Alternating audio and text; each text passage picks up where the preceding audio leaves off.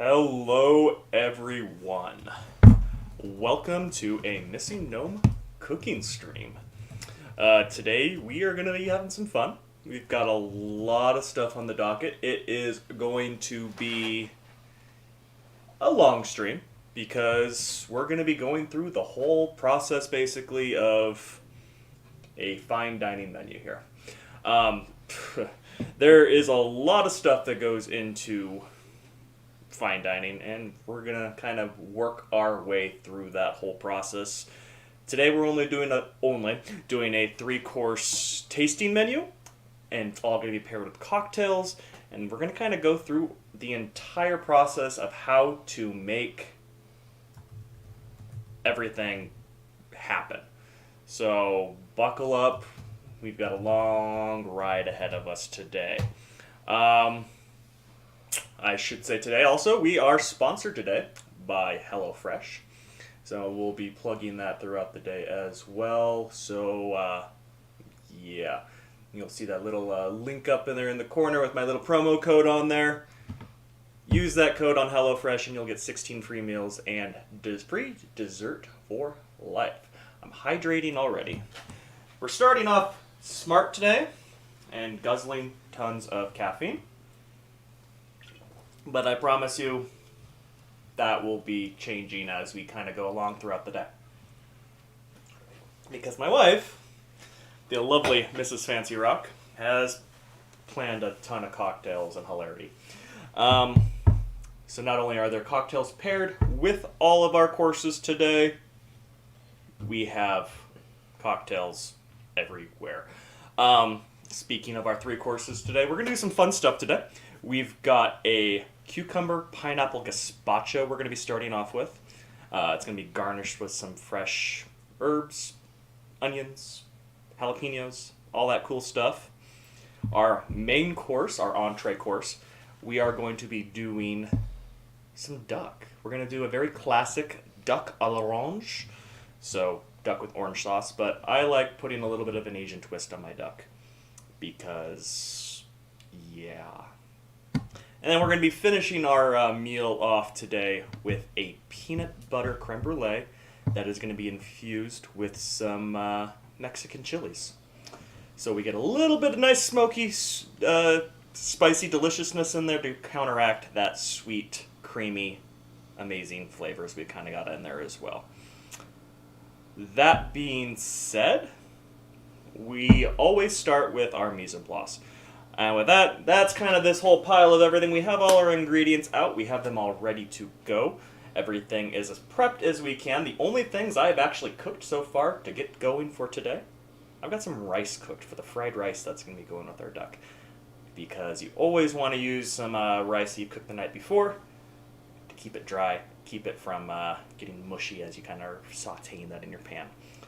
Otherwise, we're starting from scratch today, guys. We've done the menu planning. And we've bought the ingredients. Otherwise, here we go. Whenever we're doing any kind of meals, any kind of cooking, first thing we always want to make sure, obviously ingredients, we want to make sure our tools are ready to go and all that good stuff. So we've got our knives that we're going to be using today.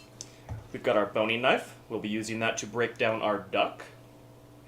We've got our little utility knife. Sharp, amazing. We're going to use that probably to be scoring our duck breast here in a little bit. And we've got our all-purpose chef knife.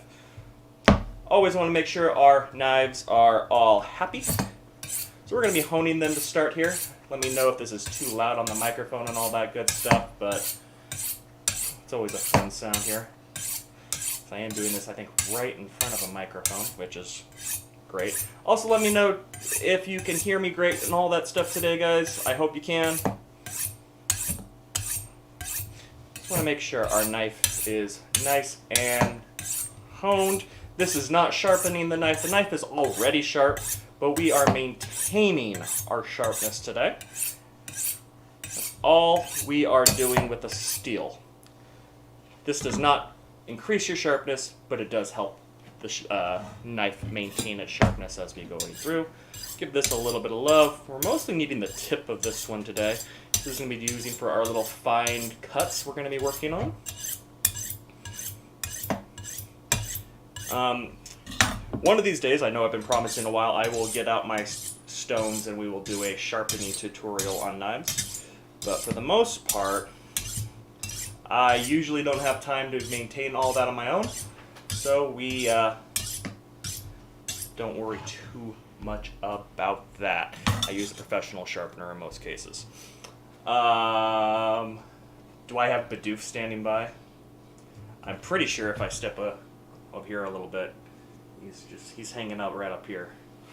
Yeah, he's always floating around along with all the other funky hats. In fact, before we can go to Bidoof, let's grab this guy, because why not? We've always got some happiness here, because why not?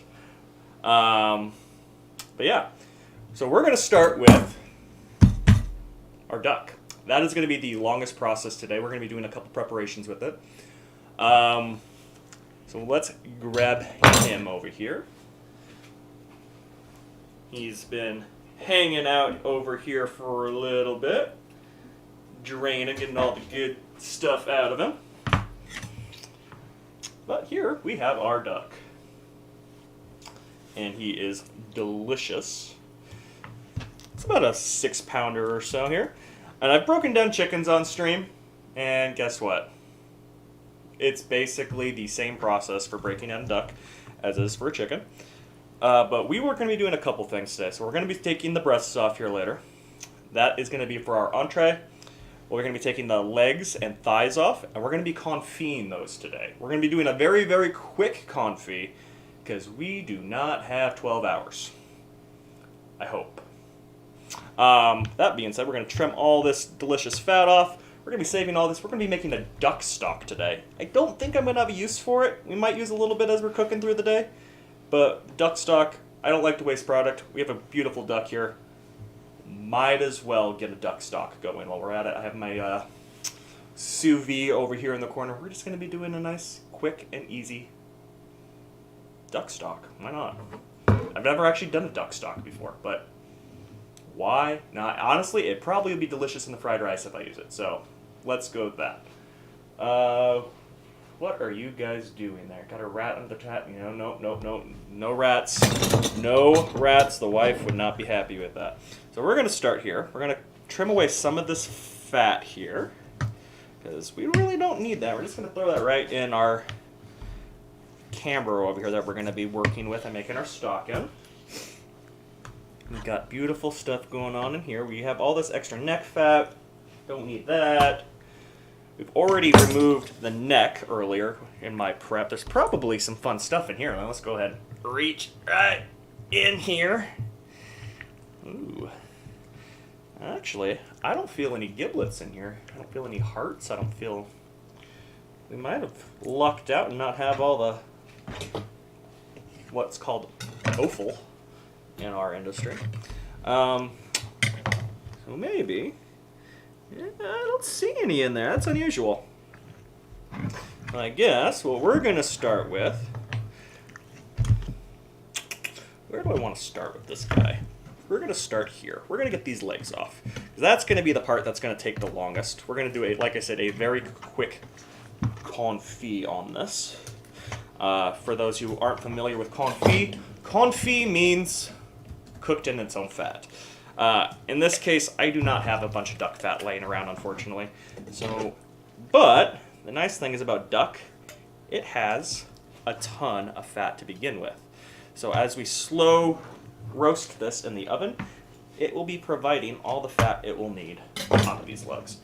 What are you talking about over there? Happy wife, happy life. Yes, I'm like that. Also, obviously, my hand is currently in a duck, so that is not me talking. That is Mrs. Fancy Rock, the lovely wife who will be providing all our cocktails today for our meal. So we've got our legs. And guess what? We're going to go ahead and process those really quick. So the first thing we're going to do with these, we're going to pat them dry. We want as much of the water off of this as we can. Oh, poor Minnie Mouse, you're using her blanket. Yeah. And we're going to take our sharp little knife here, and we're just going to give some little tiny pricks in the skin, just to really help get everything out of there. We'll be doing something very similar to this later with our duck breasts, but we'll be scoring the skin just so it helps the skin get nice and crispy and delicious. Okay. And with most things, we need our salt. You can't do classic French cooking without salt. Yeah. So we're going to do this. Get our nice salt on there. And normally whenever you're cooking, we're going to be cooking this in the oven, you'd be preheating. We don't want to preheat with this. We want this duck to cook very gently and slowly. So we're going to grab our little pan over here, and we are going to put our duck in here. We're going to put the other leg in here as well. I'm going to find where my herbs went. They might actually still be hiding in the refrigerator behind me. They are. And then we are going to be just getting our herbs in this pan. Let's kind of get them mixed in here. Beautiful.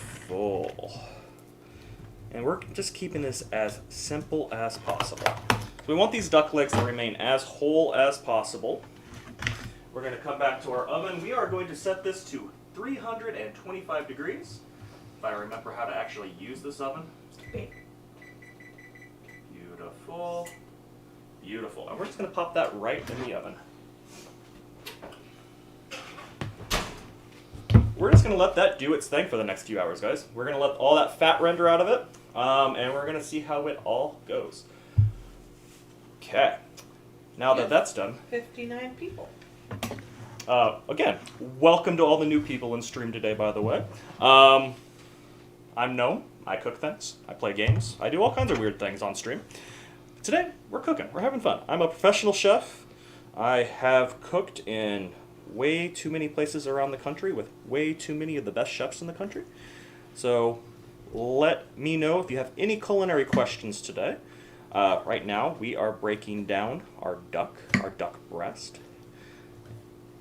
for our use later. We're going to be setting these aside and letting them just air dry here for the rest until we are actually going to be cooking them. They might need to be trimmed a little bit because these breasts are a little on the large size. Don't forget about your Hello Fresh.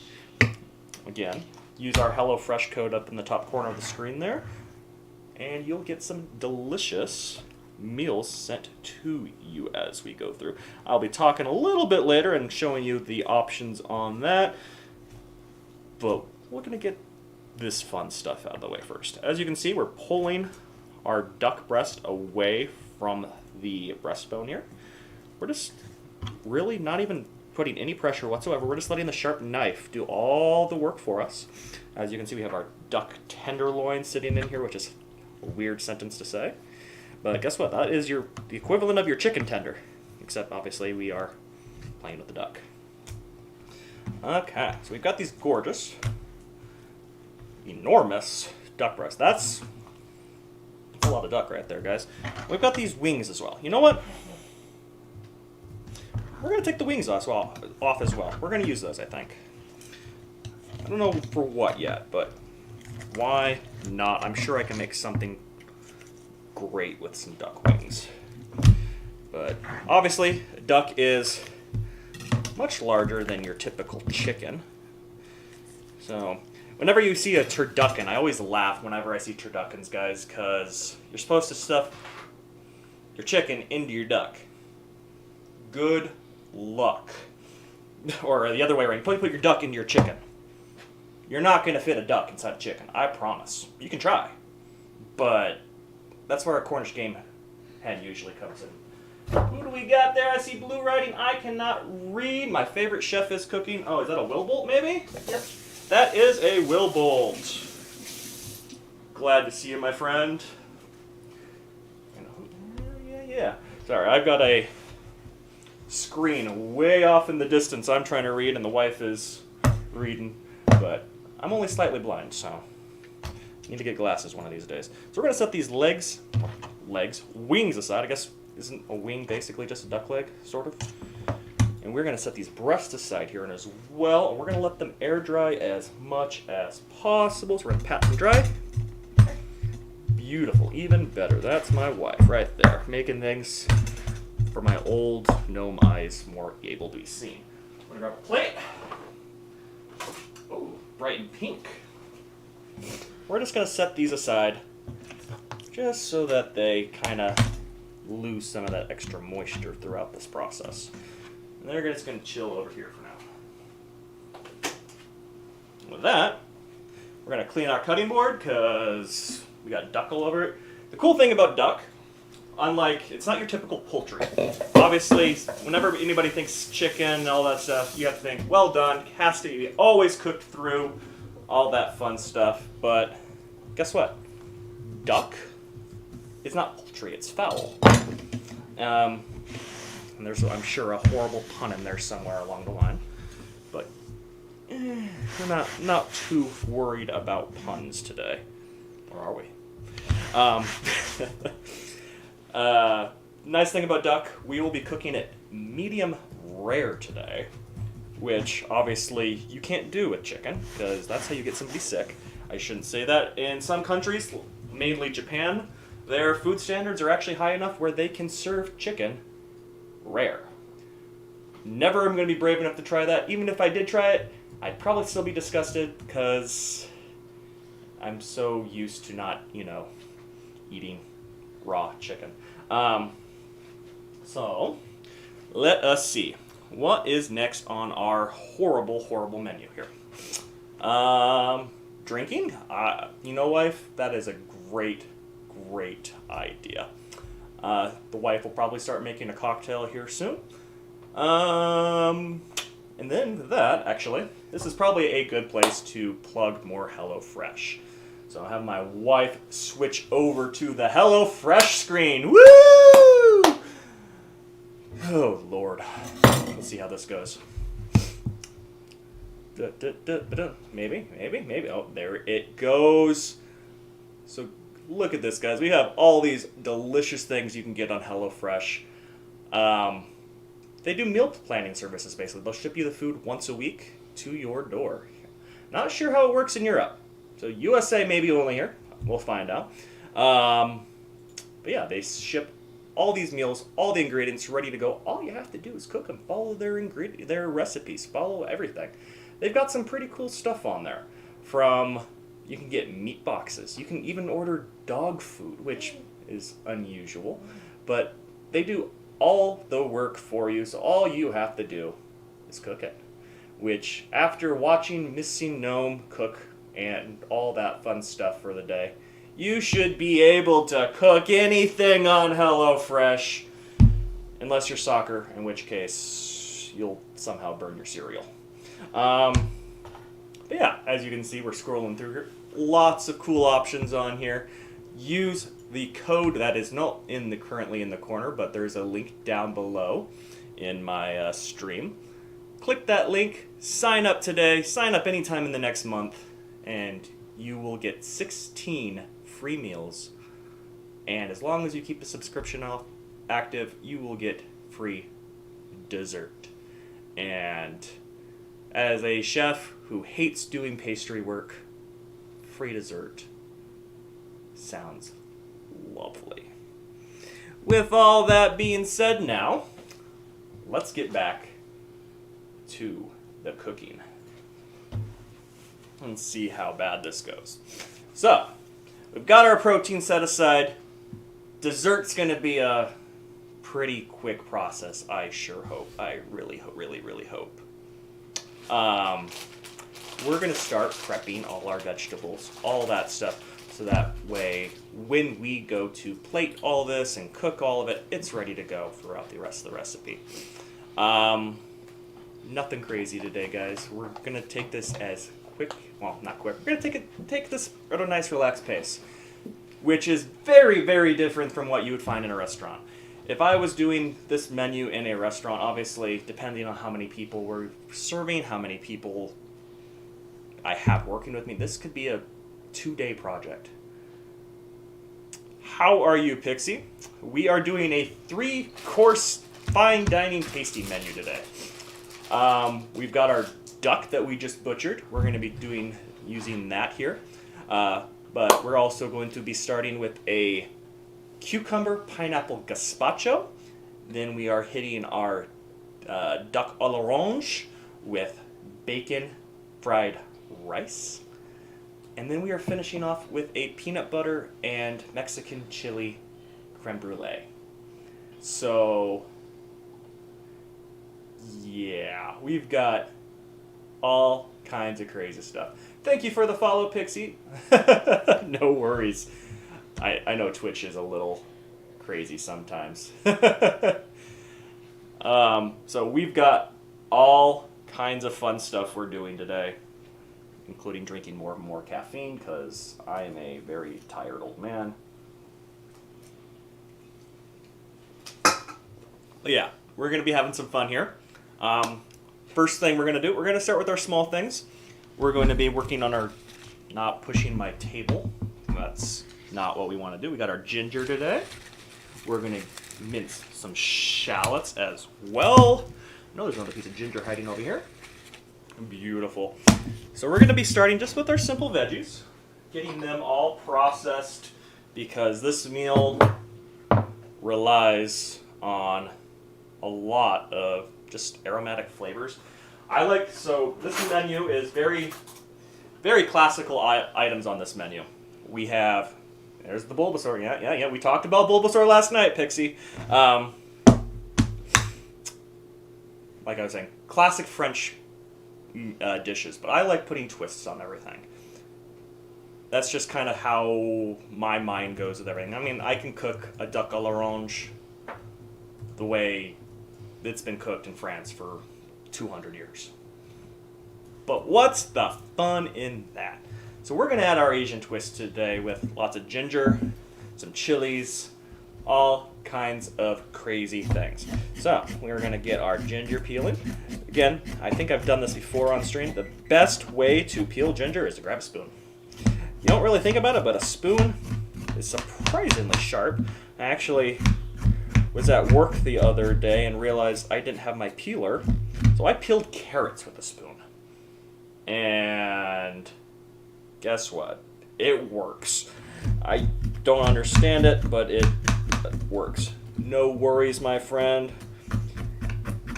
Glad to have you in stream, even if you're just lurking. We'll be doing all kinds of things. This is going to be a process of a stream today. We're going to take our time, especially at the end when we get to actually sit down and taste all of this.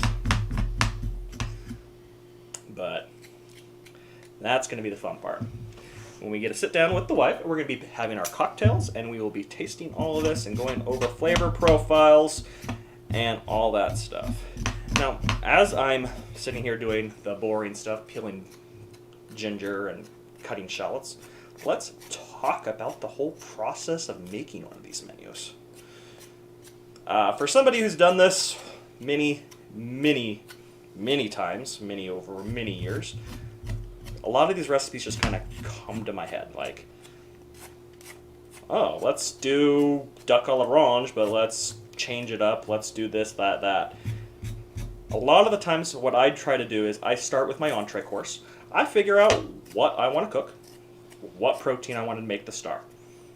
And then I build the rest of the menu around that throughout the day.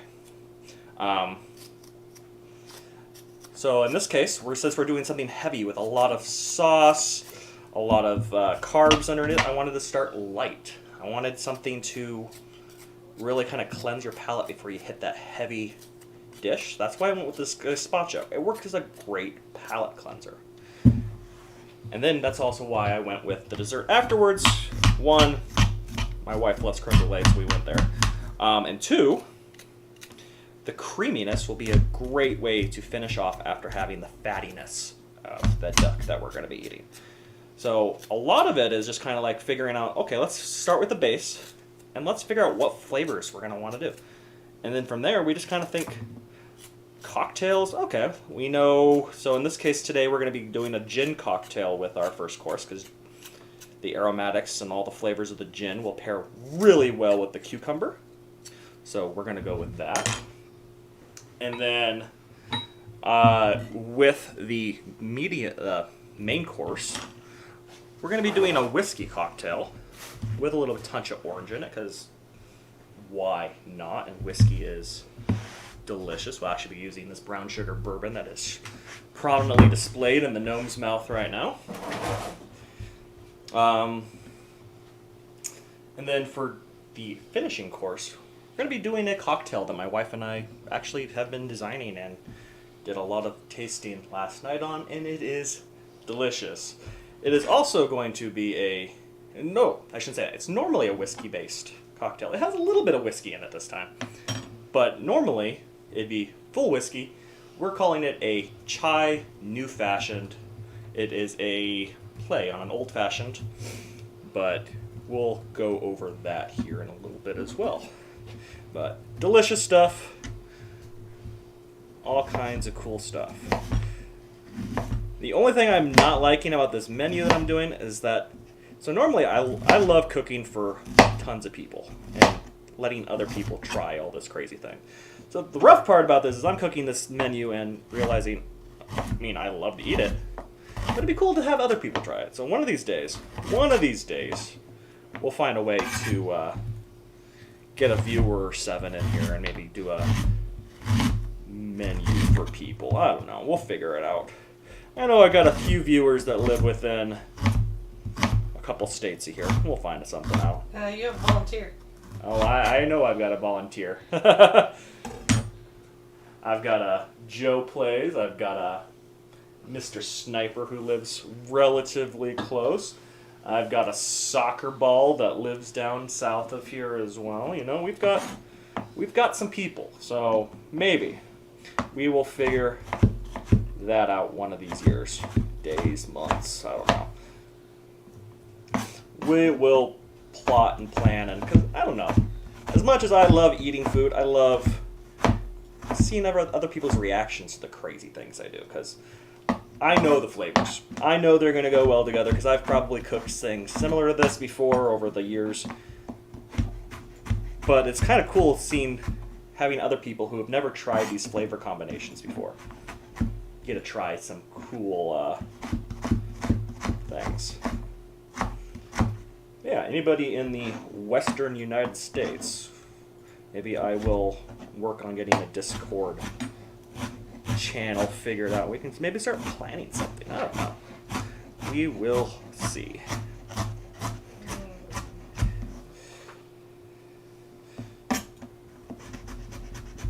And now we're just going to sit here and we are going to mince some ginger. This is going all over our menu. By all over, I mean mostly in one course, but we will see. I'm actually going to save a few of these bigger chunks as well, because it's easier to infuse bigger chunks and get them out later than it is to get all of the small pieces out. Obviously, if I was doing this in a restaurant for a menu, I would be wearing gloves and all that good stuff, but guess what? I've washed my hands. My wife's not going to get sick. Maybe, theoretically. I hope not. The only thing she's going to get sick of is washing dishes after this. Your Twitch is going, but I may have accidentally closed your Streamlabs. There might be some issues here shortly, guys. If not, I hope not. I really hope my wife didn't just murder things, but we'll find out shortly. As long as everything is still going, which I think everything is still going. But if stream cuts out, we'll know shortly why.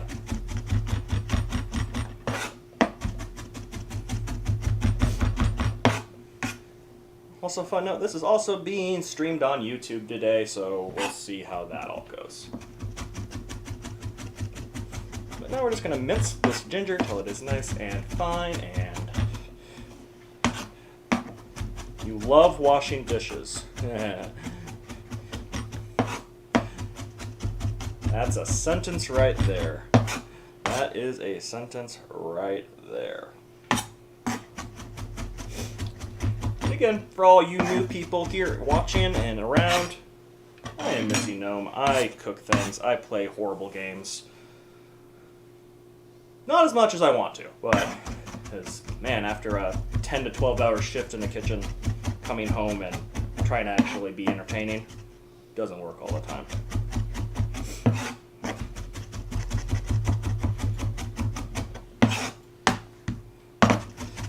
Yeah.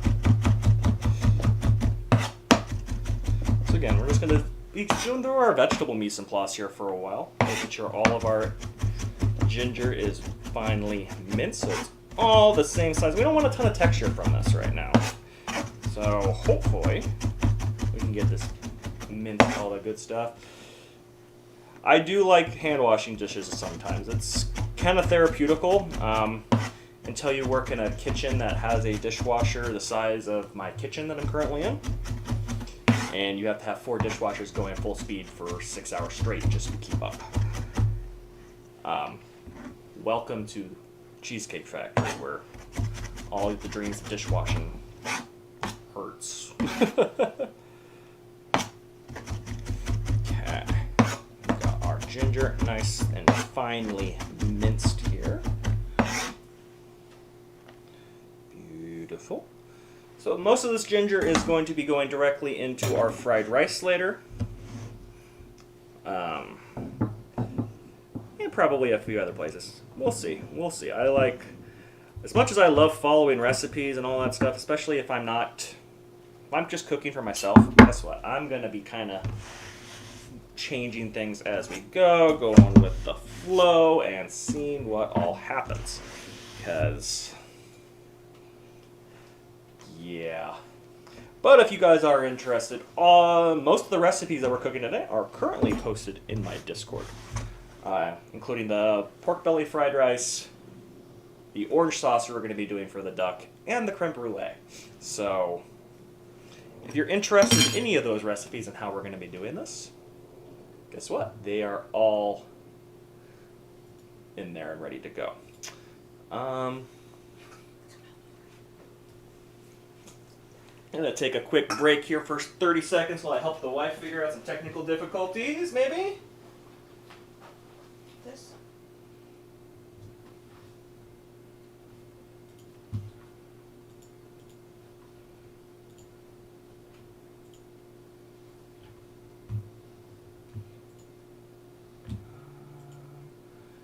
Give me just a second, guys, here. Ah, thank you. There we go. And we are back in front of the camera, maybe? Yeah, there we go. Okay. So we've got our ginger ready. Let's get our shallots going. Shallots are going to be used specifically for our orange sauce today, and we'll see. Probably won't go in the fried rice, but we'll see. We'll see. I love me a good shallot. For you guys who have not used a shallot before, it is basically an onion, but it kind of has almost a garlic taste to it as well. And they're used a lot in classical French cuisine, but also get used quite a bit in some Asian cuisines as well. More modern, though, than traditional. So we're just going to make sure we slice these really, really thin here. And then we're going to be dicing and mincing.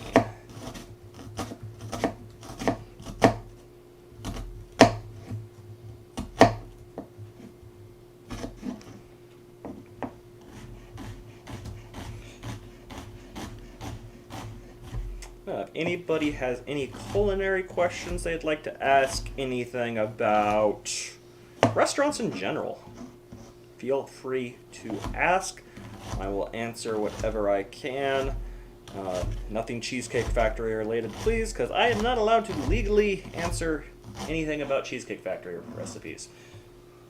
Bulbasaur, Charmander, or Pikachu. How come Pikachu ended up before Bulbasaur? That's my wife right there. But you could put a poll, but I was trying to figure out how to do that. I couldn't find it. Right. There? Well, it's on the screen behind you is the problem.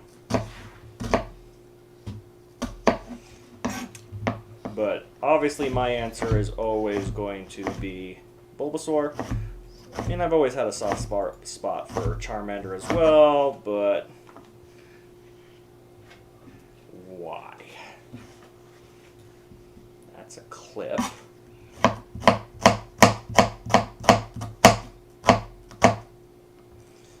Oy. Okay.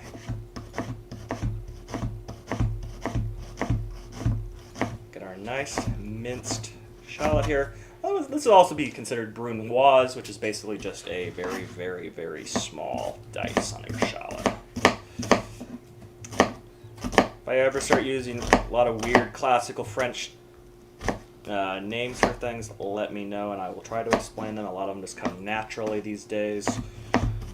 And I forget that not everybody either speaks French or knows random French words. Honey, Bulbasaur does not have an E at the end. Yeah. Jeez. It's not my fault. I just go too fast. Uh-huh.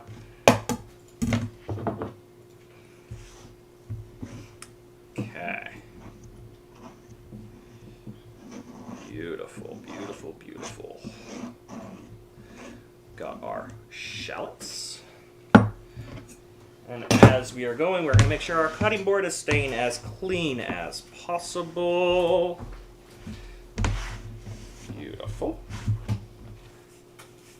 Turtles over everything. It's funny. So I've got a Bulbasaur here. I've got a giant Pikachu in the other room. I've got Charmander.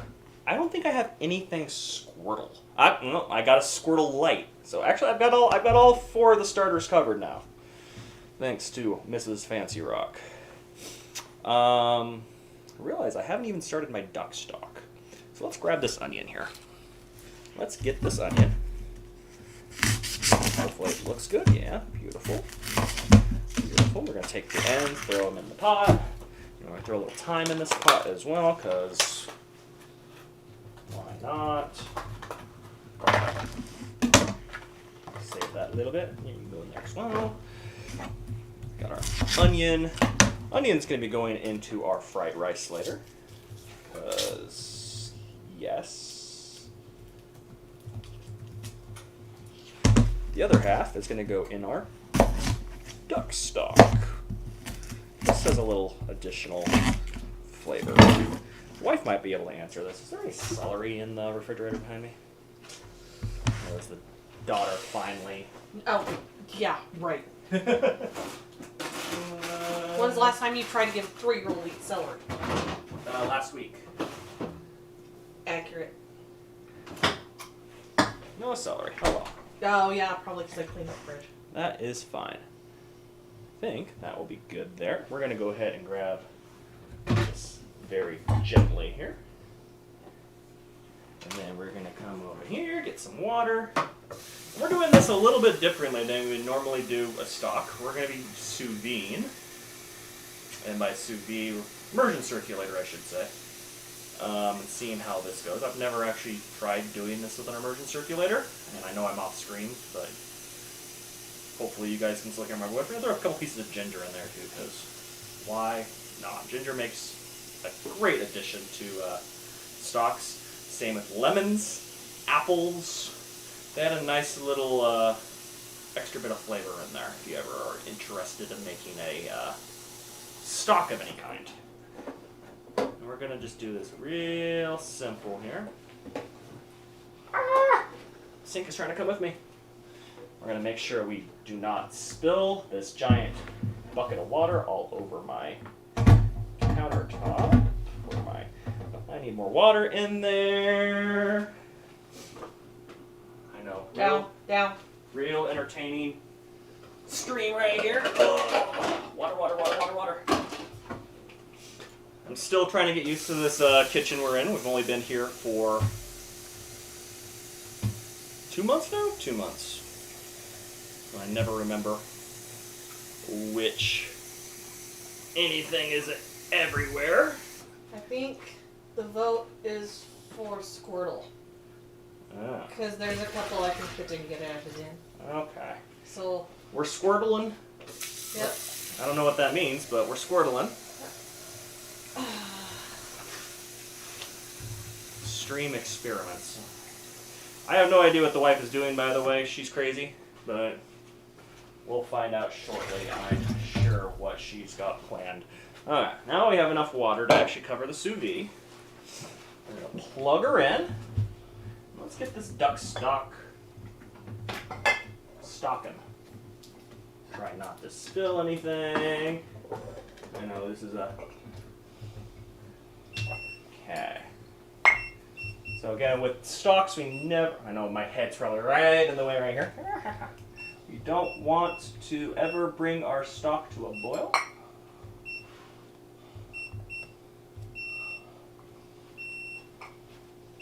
Come on. What's going on here? I know we're having some technical difficulties. We're going to find out my sous vide machine actually doesn't work anymore, right? Oh, there it goes, maybe? Maybe? No.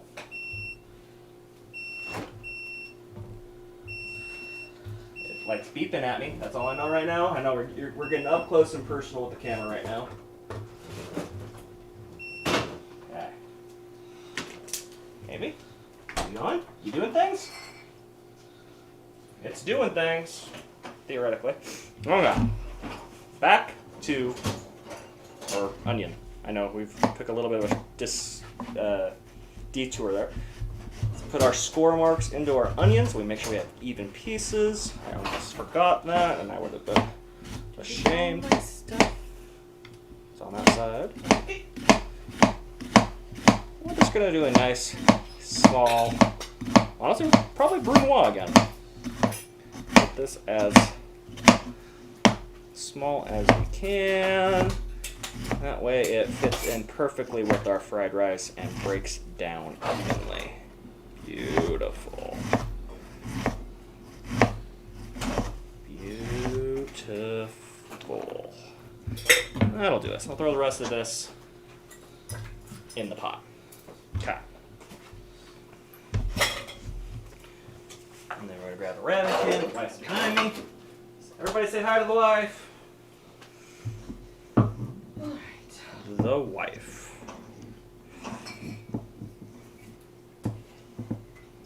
Okay. We've got some onion now. I'm going to take this cutting board.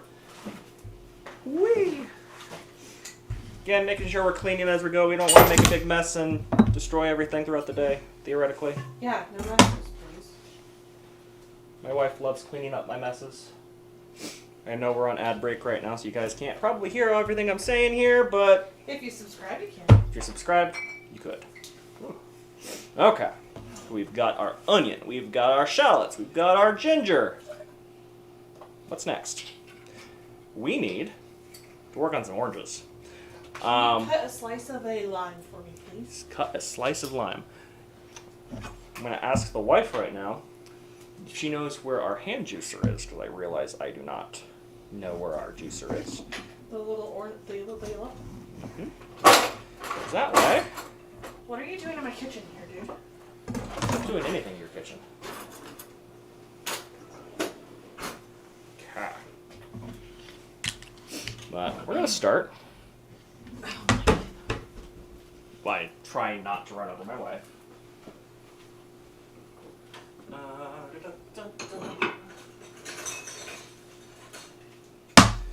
My least favorite thing to do in a kitchen.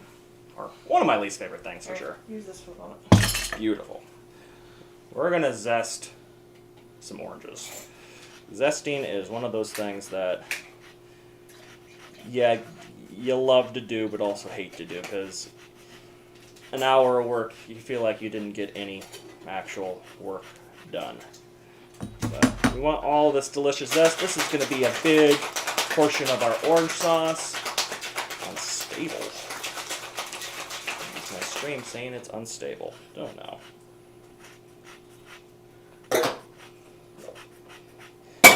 But gonna get a nice amount of orange zest here. Adds a ton of delicious flavor to our sauce we're gonna be making. Obviously, we're gonna be squeezing our oranges fresh today as well, because fresh orange juice goes a lot better than our not fresh orange juice, I should say. Okay. Again, one orange, you feel like you spend 20 minutes doing something, and you look down and you realize, oh, I didn't really do a lot. Reminds me, one of my first days working at one of the breweries I was working at, the brewer there was sitting there and he was zesting limes for hours and hours and hours and hours, because he had to get like 5 pounds of lime zest. I sat there, I laughed at him because I ordered 5 pounds of lime zest for like $30 the next day to use for other purposes, and just made him kind of sad. But at least he learned a lesson. If you ever have to get culinary stuff, ask the chef, because guess what? They probably know some shortcuts. Yeah. I see a cocktail next to me right now. We'll see how that goes. It looks like she's got some cool stuff in there. Egg white? Nope. No? It's extra fizzy? A little bit. Okay. Got a good amount of zest now. That sous vide machine makes some annoying high-pitched noises. It's going okay. It's trying to go okay. It might beep here for a little bit. We'll see. We're going to find out. I haven't used Give the it a sous drink. vide machine.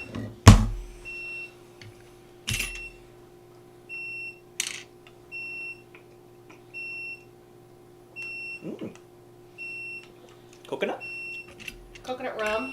So it's got blue curacao, coconut rum, gin, pineapple juice, lime, and The sous vide machine's having some issues today. That's okay. Sprite on top. Ah! Nice. So that is your. The Squirtle Squad? No, that. Oh, wait, which one was that? Oops, I might have done the wrong one. Oh well. No, that was the Squirtle. Damn. That was the Squirtle. I was really hoping you made a mistake and somehow gave me a Bulbasaur. No, the Bulbasaur is exciting though. I really want to try that one. Might make myself a Bulbasaur. Okay. The one I'm most excited about is the Charmander. Uh-huh. Does it involve fire? No. Oh. I'm just disappointed. Oh well. Okay, need a bigger bowl. Got this. I hate these hand juicers, but they do the job, sort of. We'll be fresh squeezing some orange juice, because that'll be our base for our orange sauce. I'll believe it or not. I know it's hard to believe that we're going to be using orange juice in a sauce. And as much as I could have bought some orange juice, why? I'm going to be doing all this anyways. Might as well go with and make the mess. Fortunately, the oranges are a little on the big side, so they're going to make a big mess. And we'll go through and we will remove any of the seeds from this later as we strain it for our sauce. Okay. Beautiful. Oop. We are taking Squirtle into mind here, and we are squirting orange juice all over the place. We'll try doing this a little bit differently. Let me move it. Ooh, I got a Caracara orange in here. And you're probably sitting there like, what's a Caracara orange? It's almost a blood orange. Bit different, but also great flavor in the juice. Apparently my wife had a few of those mixed in. Oh well, I will add some great depth of flavor. Okay. Beautiful.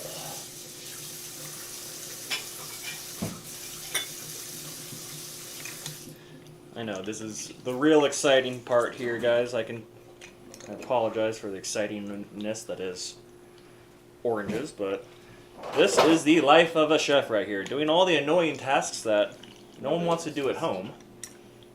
That's why they come to the restaurant to eat, you know? We are going to need a few more oranges still. Grab some of these smaller ones. Those might be the caramel. Perfect. Okay. Beautiful, yep. More Cara oranges. Beautiful. My wife likes making loud noises behind me. Beautiful. Okay. All of the oranges are orange juice. And once we get this done, we're probably going to start getting our sauce going and reducing. So the base of our sauce is going to be our orange juice, obviously. And we're going to have a little bit of honey in it for it to sweeten it. It's going to have garlic. Well, no garlic today, actually. Need a slice, please. It's going to have some ginger in it. It's going to have some jalapeno in it. It's going to have a little bit of everything in it just to give us some amazing flavors. And we're going to let that reduce and do its thing on the back burner while we keep prepping here. I think let's do one more orange, because why not? My wife has requested a slice of apple for something. When you say slice of apple, what do you mean? Just a slice to put on the rim. Just a slice to put on the rim. Okay. She's very specific. Okay, we got an apple. Like that. Thank you. And then one plus chef.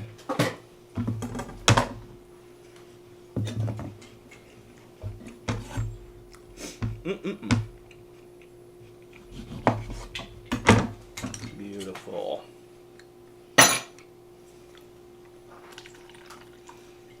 Oranges.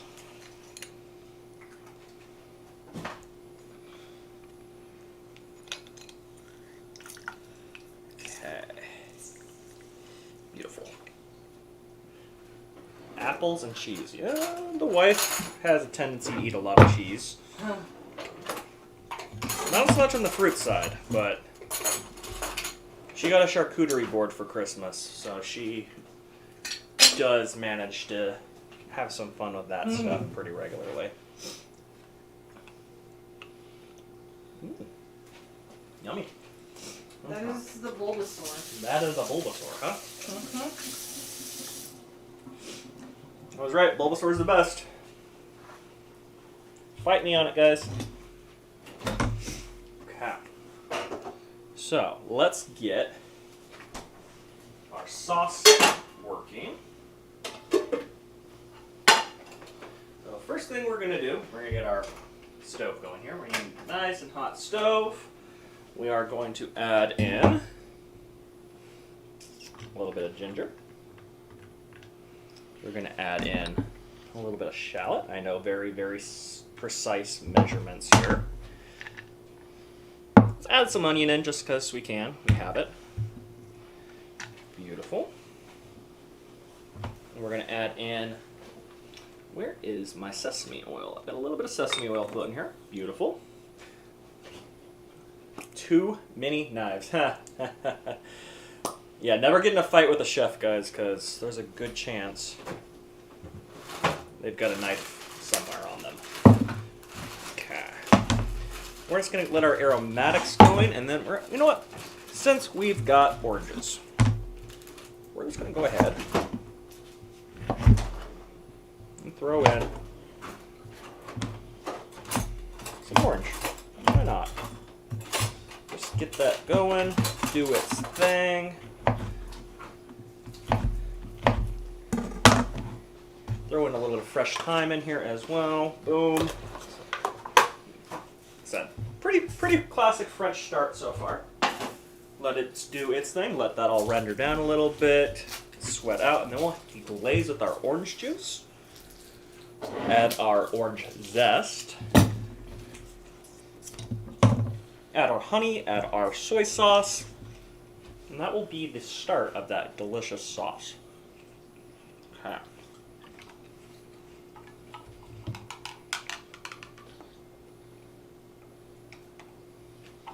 Okay. Yeah, like I said, I have the recipes posted on my Discord, guys. Those are perfect for people who haven't cooked this before. Yeah, I wrote all those up yesterday. Had a good time doing that. But for the most part, those are more for you guys. I won't be following them too closely today, as much as I would love to. I'm going to say my sous vide machine is not going to do its thing, and I don't know what's going on with it. I will worry about that. We're going to cut the duck stock out because there's no reason. The wife has asked for a pack to be opened. Beautiful. Beautiful. I haven't opened Pokemon cards on stream in a while, have I? Maybe a pack or two. I don't know. There's a pretty cool new set out here. I know we're kind of going off the cooking side here real quick.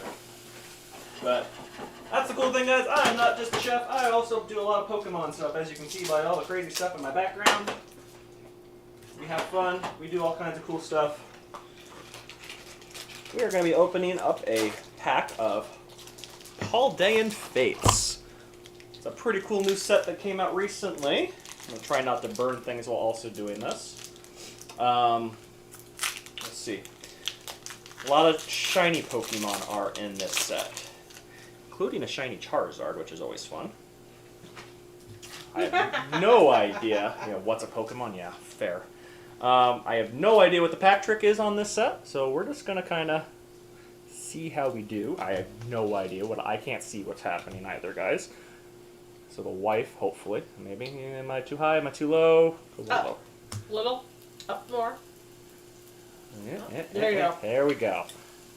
Hopefully the wife will tell me if there's anything on here that is Crisis Punch. Shiny. Grapple-Lot. Backpack. Let me know if I get this. Is this a reverse holo? Yeah. So Charmander. We got a Charmander? Yeah. Oh, he's cute. What's behind it? Barboach. Barboach. Oh. And a Zatu. Nothing in that pack, but we got a Charmander. That's something, I think. Spatula. Got our spatula, guys. Over here. Here's some sizzling. We're gonna come in here, make sure our nothing is burning. The nice thing is with no garlic in here, that's why I love using shallots versus using garlic. Garlic burns really easily. Shallots don't. And you get a lot of the same flavor profile. Obviously, I love garlic. It's one of my favorite things to cook with, but it's nice to, some sort of weird fish, something like that. I mean, this is Joe's favorite Pokemon. Joe is a big fan of Executor. It is her absolute favorite Pokemon. I don't know why, though. She has always been a little on the crazy side, so that's probably part of it. She's friends with you. She's gotta be. She is friends with me, so she definitely is on the crazy side. What's that say about me for marrying you? Yeah, you're on the insane side. Beautiful. The nice thing is all this stuff that we're putting in here right now, it's going to get strained out later, because why not?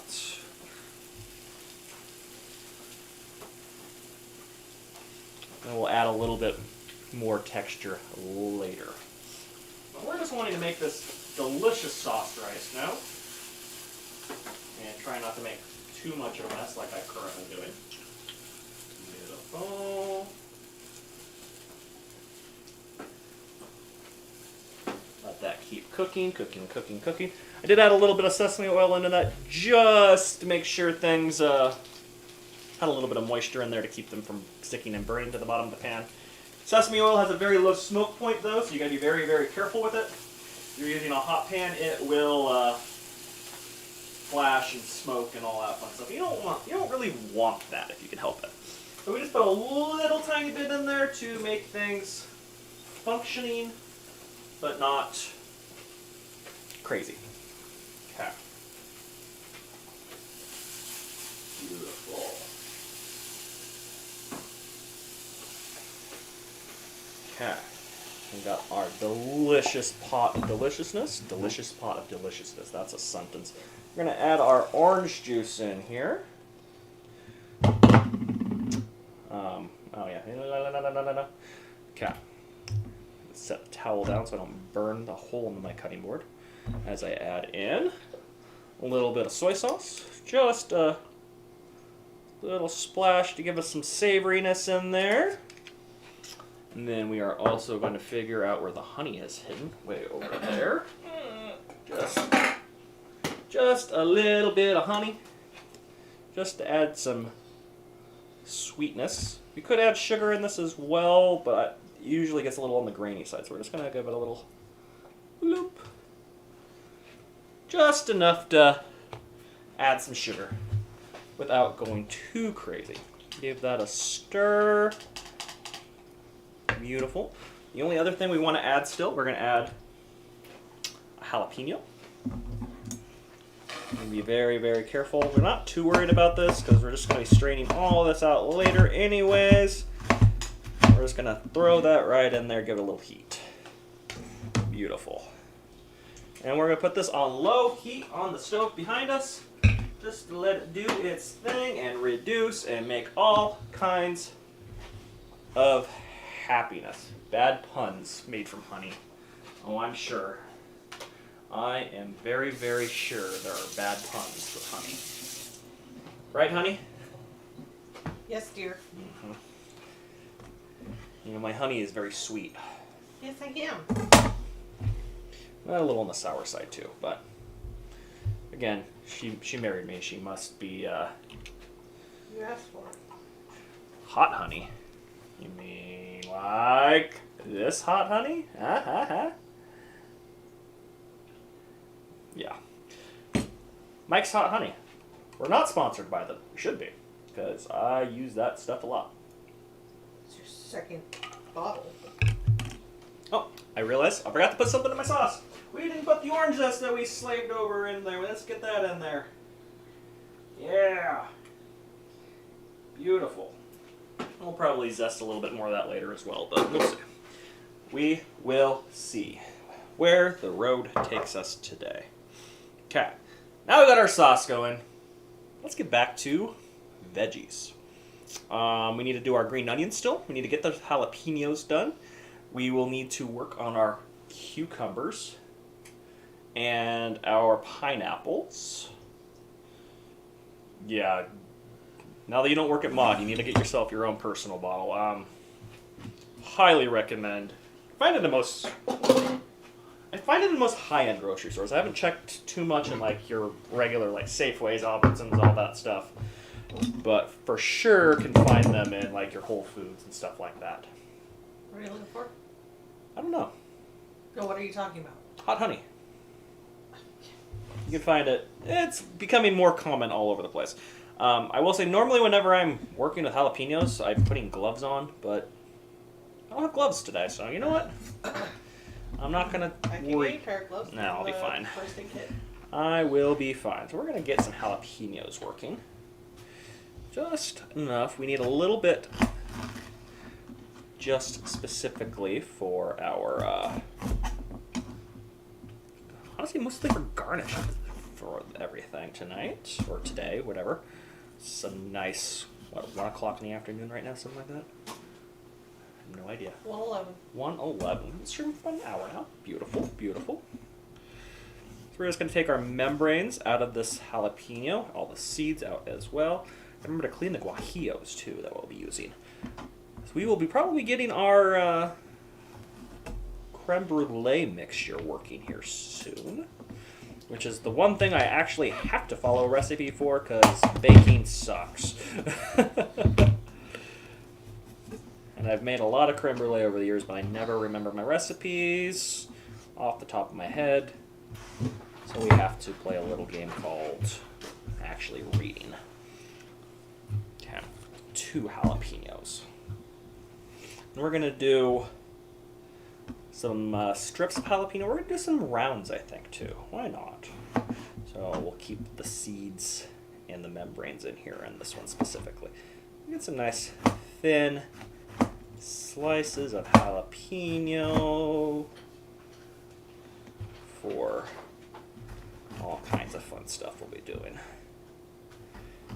I was going to buy a few other things to use for garnish today, but a lot of the microgreens that are out and about in the area just don't look very good right now. So we're going to improvise a little bit today with our garnishes. Amazon probably has hot honey. I'd be surprised if it doesn't. It's definitely become a brand that is a little easier to find out and about now. Turn the temperature down on the sauce because it is already simmering, which is impressive. Beautiful. Okay. Set aside that jalapeno. Let's just get some nice thin strips. Again, I've said it before, if you ever are cutting a pepper and you're having issues cutting through the skin, just flip it over. You'll get some, it'll cut through on that side a lot easier, obviously. But sharp knives make a world of difference. Got some nice pieces. We might throw this in our fried rice, honestly, because I like spice. You will notice if you do read the recipes, I am calling for red chilies in most of the recipes. Couldn't find any yesterday while doing my shopping, so we ended up with some jalapenos. And while we're at it, let's do some longer strips. We'll cut this on a nice bias. Get some nice long jalapeno strips. We can use for garnish as well.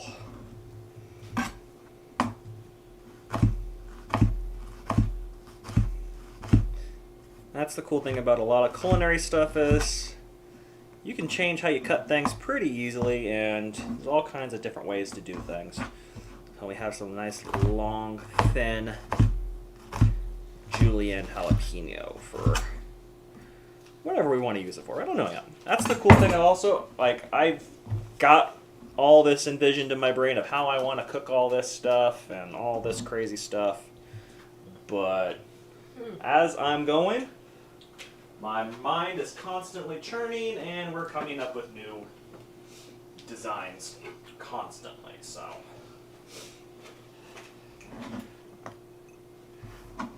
yeah. All our ramekins of all kinds of cool stuff floating around here. We're going to go ahead and throw that in this pan. Jalapenos all over the place. I've done my best to not touch any of the jalapenos with my right hand, so I can kind of not worry too much, because there's nothing worse than touching a jalapeno than touching your eye. Well, I shouldn't say that. A habanero would be worse. But let's try not to get some major eye inflammation today. Okay, a little bit of soap. This is your reminder. Always wash your hands and when working in the kitchen. You don't want to kill anybody. Unless you do. So I don't recommend that, and that is not endorsed. HelloFresh, however. Yeah. HelloFresh does not want to kill anybody either. Okay. We're going to go ahead and flip the cutting board over to the non-jalapeno side. Oh, there are some decent wineries here in Idaho. The hardest part, though, well, most of the grapes they're getting, though, are coming from Oregon, which is pretty typical. Goose. Oh. Got that. We got that. We got that. We're actually gonna I did find a couple things in the refrigerator I didn't know about earlier, so we're going to actually use some of these lovely snap peas for garnishes as well. They're a little thick, but we're actually going to julienne some peas here. I did get the Gnome baby to actually eat some of those. I'm going to try to julienne them. We're gonna actually have to take the peas out, and then we're gonna julienne the actual shell for garnish, which is weird, but snap peas make a pretty good little garnish to get some height and texture on your dishes. Totally did not steal that from Cheesecake Factory.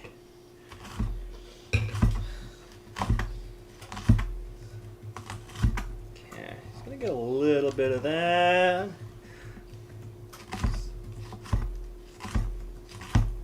Beautiful.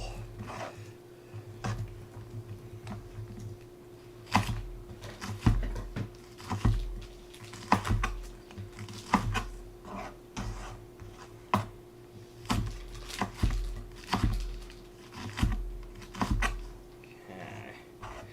At least I got myself a nice little snack out of this too. Snap peas? Snap peas are delicious. Well, I'm sure are included somewhere in a HelloFresh meal somewhere.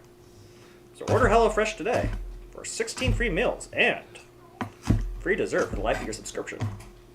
Well, let's go find out what's on HelloFresh while you're doing that. Uh-oh. Did you close HelloFresh? Nope, it's right here. Chocolate chip and cinnamon cake crumb cake muffins. Uh-huh. Soups. Ooh. Pumpkin bisque. I will never think of pumpkin soup and not think of Joe. Mm-hmm.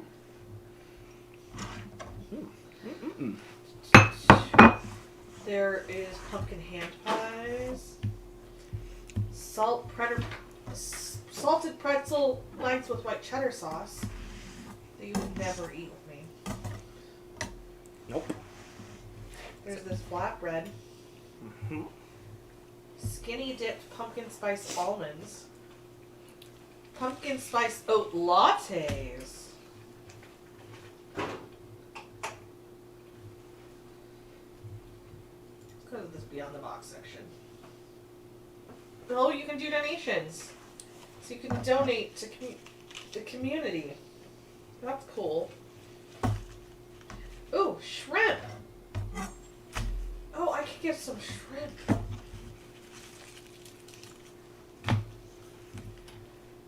Rubber duckies in the IT world. Betty Crocker fudge brownie mix. They'll send you the brownie mix. Interesting. Back up here. Bite boards, kits, bundle boxes, Creole stew, lasagna.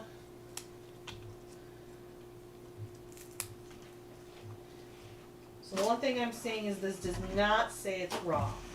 So I'm okay with sponsoring the food since it is not saying raw. I assume you're talking about the dog food. I am talking about the dog food.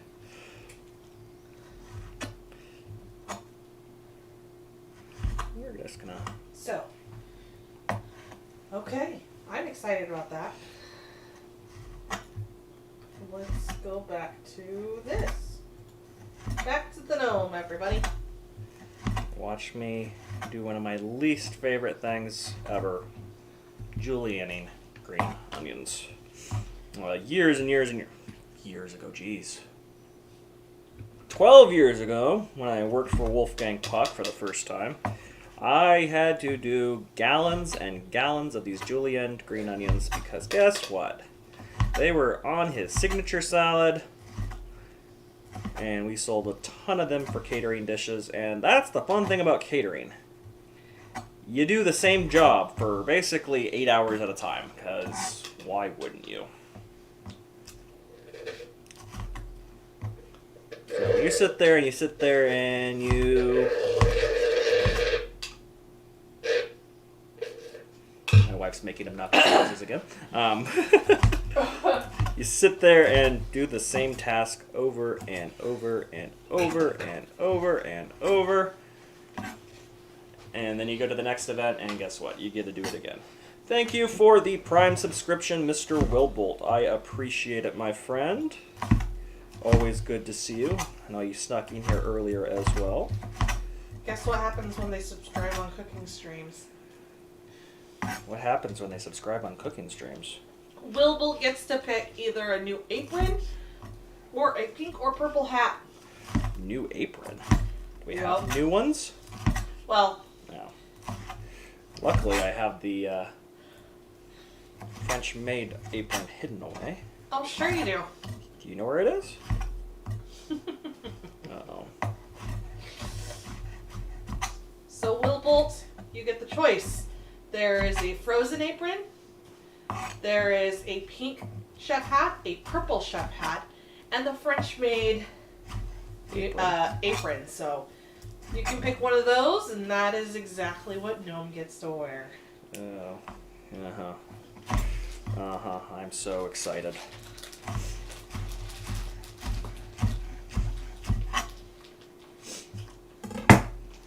Yeah. We both know you're not above humiliating yourself for stuff. Humiliating myself. Alright. Uh-huh. Hey, that was medieval that picked that, but Oh, was it? Wilbur hasn't answered yet, thankfully.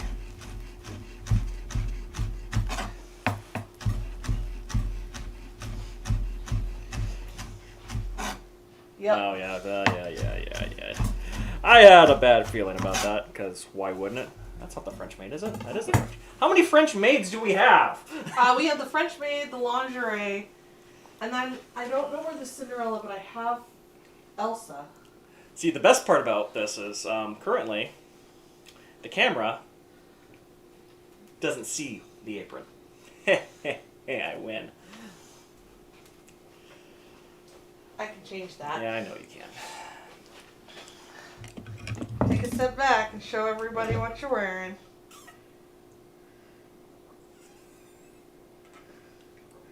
Yeah.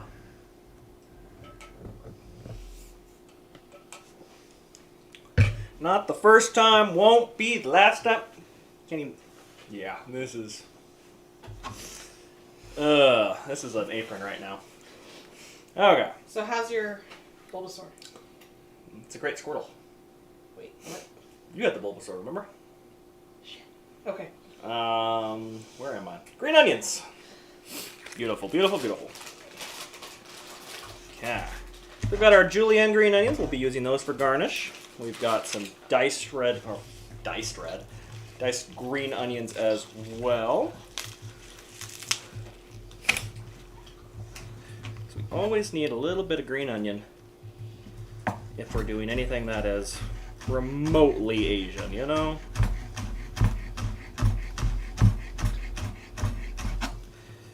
Again, this is one of those things where you definitely need a sharp knife. These green onions are a little on the flimsy side today, but not too bad.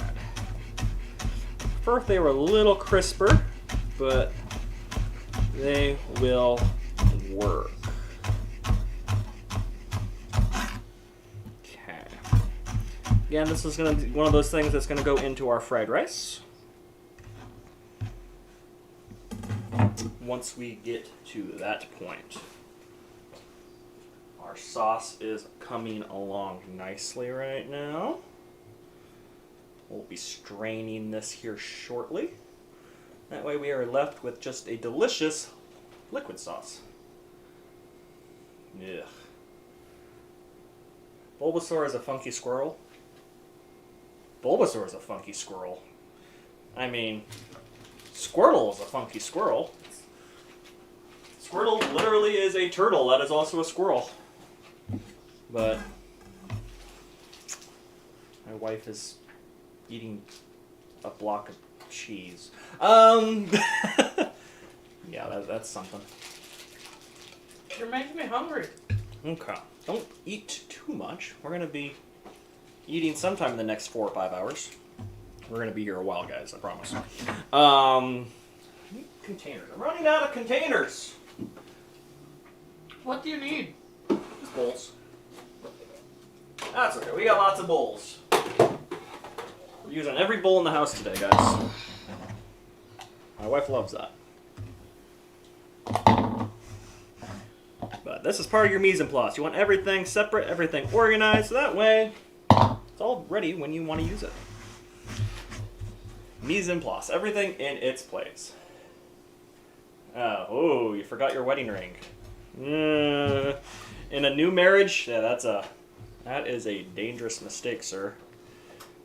As somebody who hasn't probably wore their wedding ring in 2 years, I'm okay. You're still gonna get a tattoo. One of these days I'll get a tattoo. Okay. So, let's go ahead while we have a moment. We are going to strain our sauce really quickly here. That way we can put it back in the pot and get it fortifying even more and clean and delicious. Okay. Beautiful. Put that back on the stove.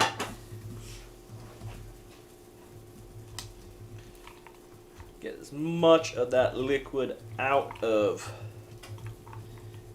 this stuff as we can. Push it all the way through our broken now strainer.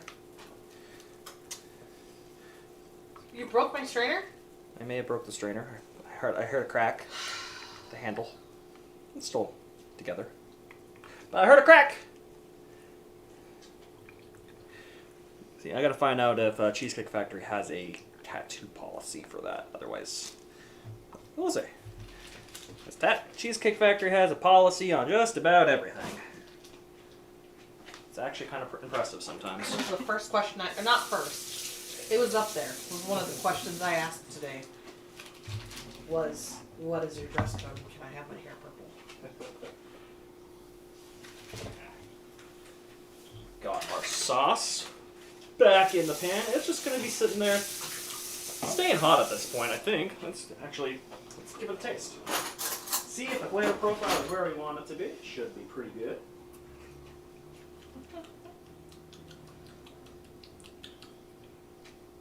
It's a little on the sour side still.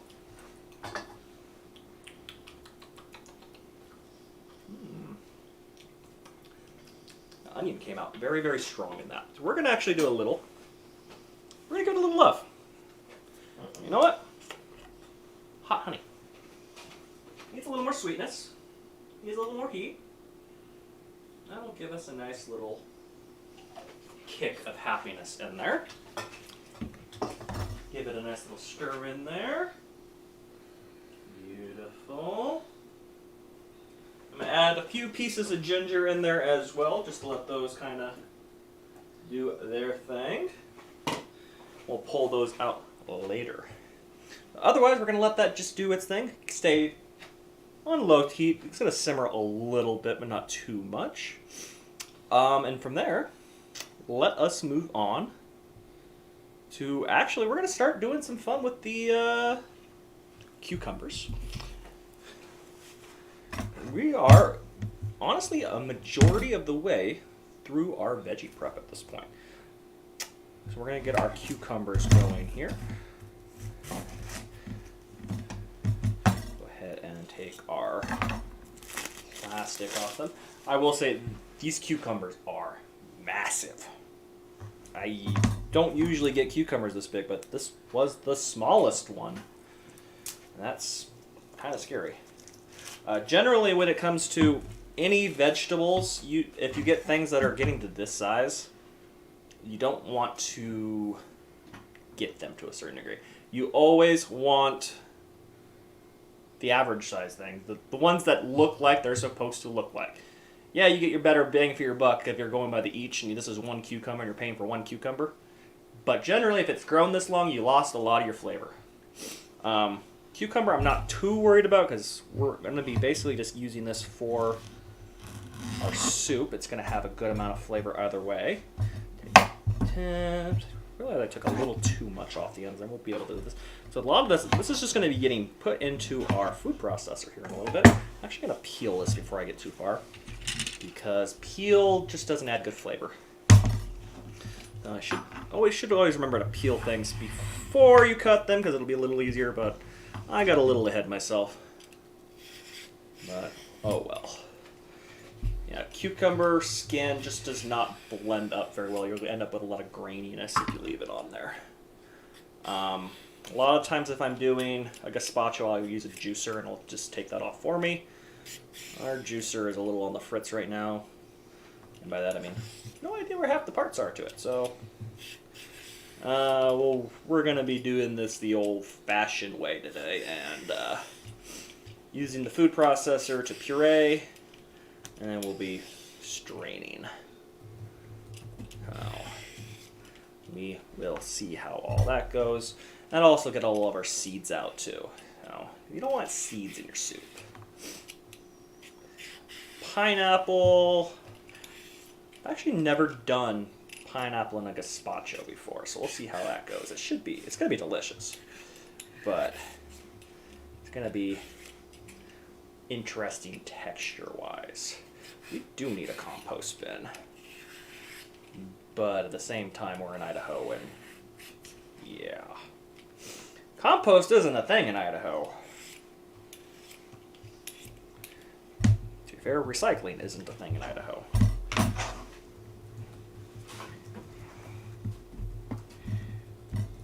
Okay.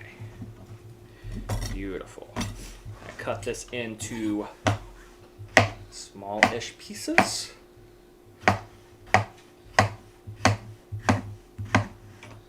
So that it fits well into our food processor.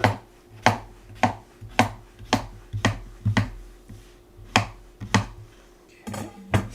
Come over here. I don't trust Gnome Baby either. Seems to be a theme around here. Currently, our lovely child is out of the house, having fun with her cousins. So, yeah, we get to do this in peace and quiet. My wife is stealing my cucumbers! Okay.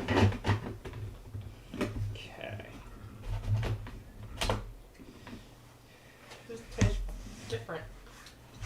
Probably because it's on a cutting board that's had jalapenos on it, and it's like there's a... Sorry for the loud noise, I don't know how loud it's going to be here on stream, guys. Hi! That's not close up that you're facing in here. But, hopefully this isn't too loud for you guys. Beautiful. Got our bowl here. Okay.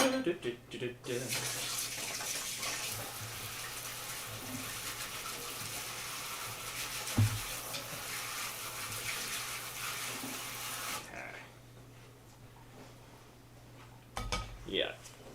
Climbing toddlers is very terrifying. Okay. Pour this through our strainer here. Try to get as many of those big chunks out as we can. We want this to be as smooth as we can get it. Don't know. Well, let's see if we need the second. That's the nice thing with only being the wife and I eating this. I only need to make one bowl of gazpacho. So we're probably going to call it there on the cucumber. We'll save the other one for Gnome Baby. Gnome Baby. Where'd my spatula go? Don't know, but I got another one. Yeah, that guy right there. Go ahead and push as much of this through the strainer here. See, that'll keep all the seeds out, all that good stuff, and we're just getting all the lovely juice this way. We'll probably use the pineapple a little bit more as our texture versus the cucumber in the long run here, hopefully.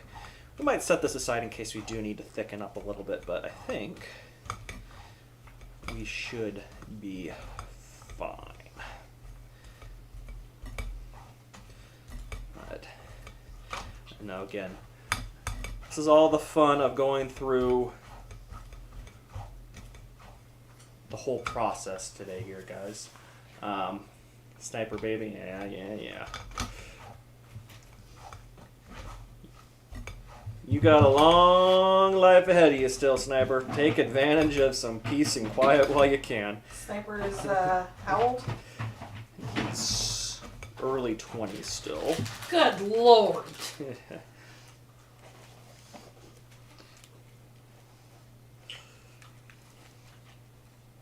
Okay, so we got our cucumber juice. Beautiful. That's what I got. 21 still. Take advantage of the peace and quiet while you still can. Because I love my daughter, but I miss being able to do things like this. Without her pulling up a step stool beside me and trying to do her thing. Which is very adorable and cute until she starts trying to grab knives. Or throws. That too. Pineapple. Love me some fresh pineapple. Now this one looks a little underripe. I think it'll be perfect for our current needs. Let me check my sauce back here real quick, make sure it's doing its thing. Beautiful. We're gonna go ahead and give this a nice peel.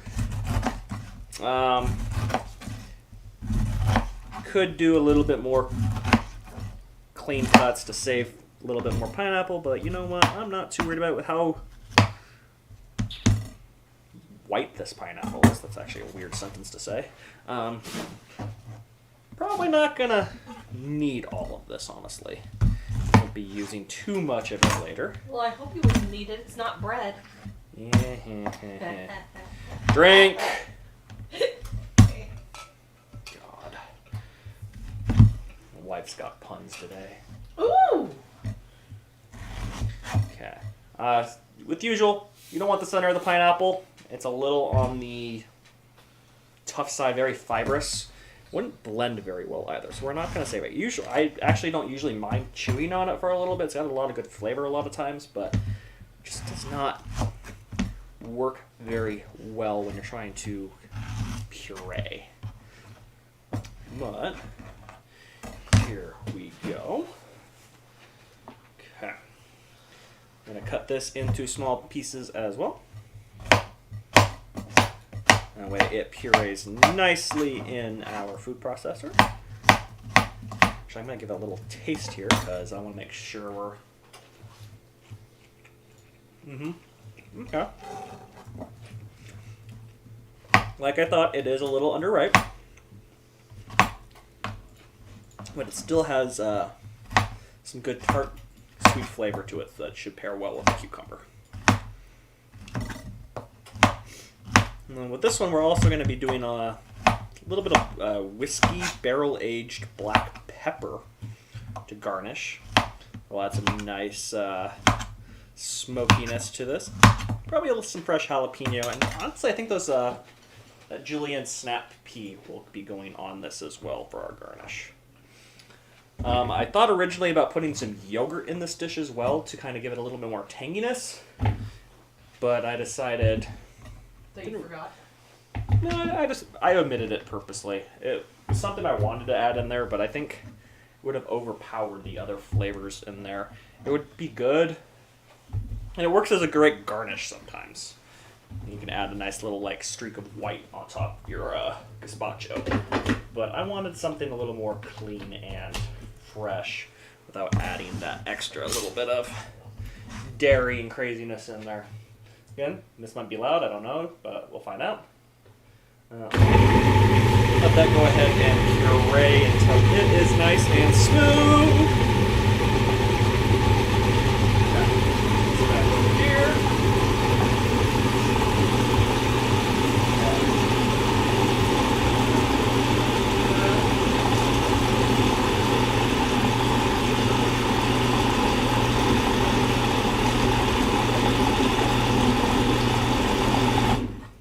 Okay. While that's doing its thing sitting, I'm going to go on a quick break, ladies and gentlemen. I'll be back here in a couple minutes. So stick around and we'll be back shortly.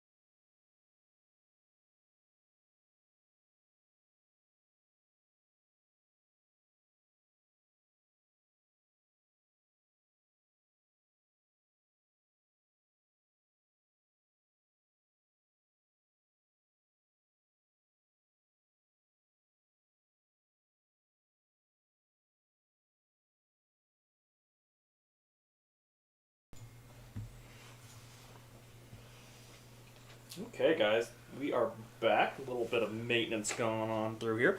Just wanted to take a look here and see how things were going. We just took a look at our duck here. Let's pull it out of the oven for a second. We're gonna just give it a little bit of basting with its own fat here. As you can see, we got a lot of fat out of this duck so far. Make sure everything is staying delicious. Cooking all the way through, doing its thing.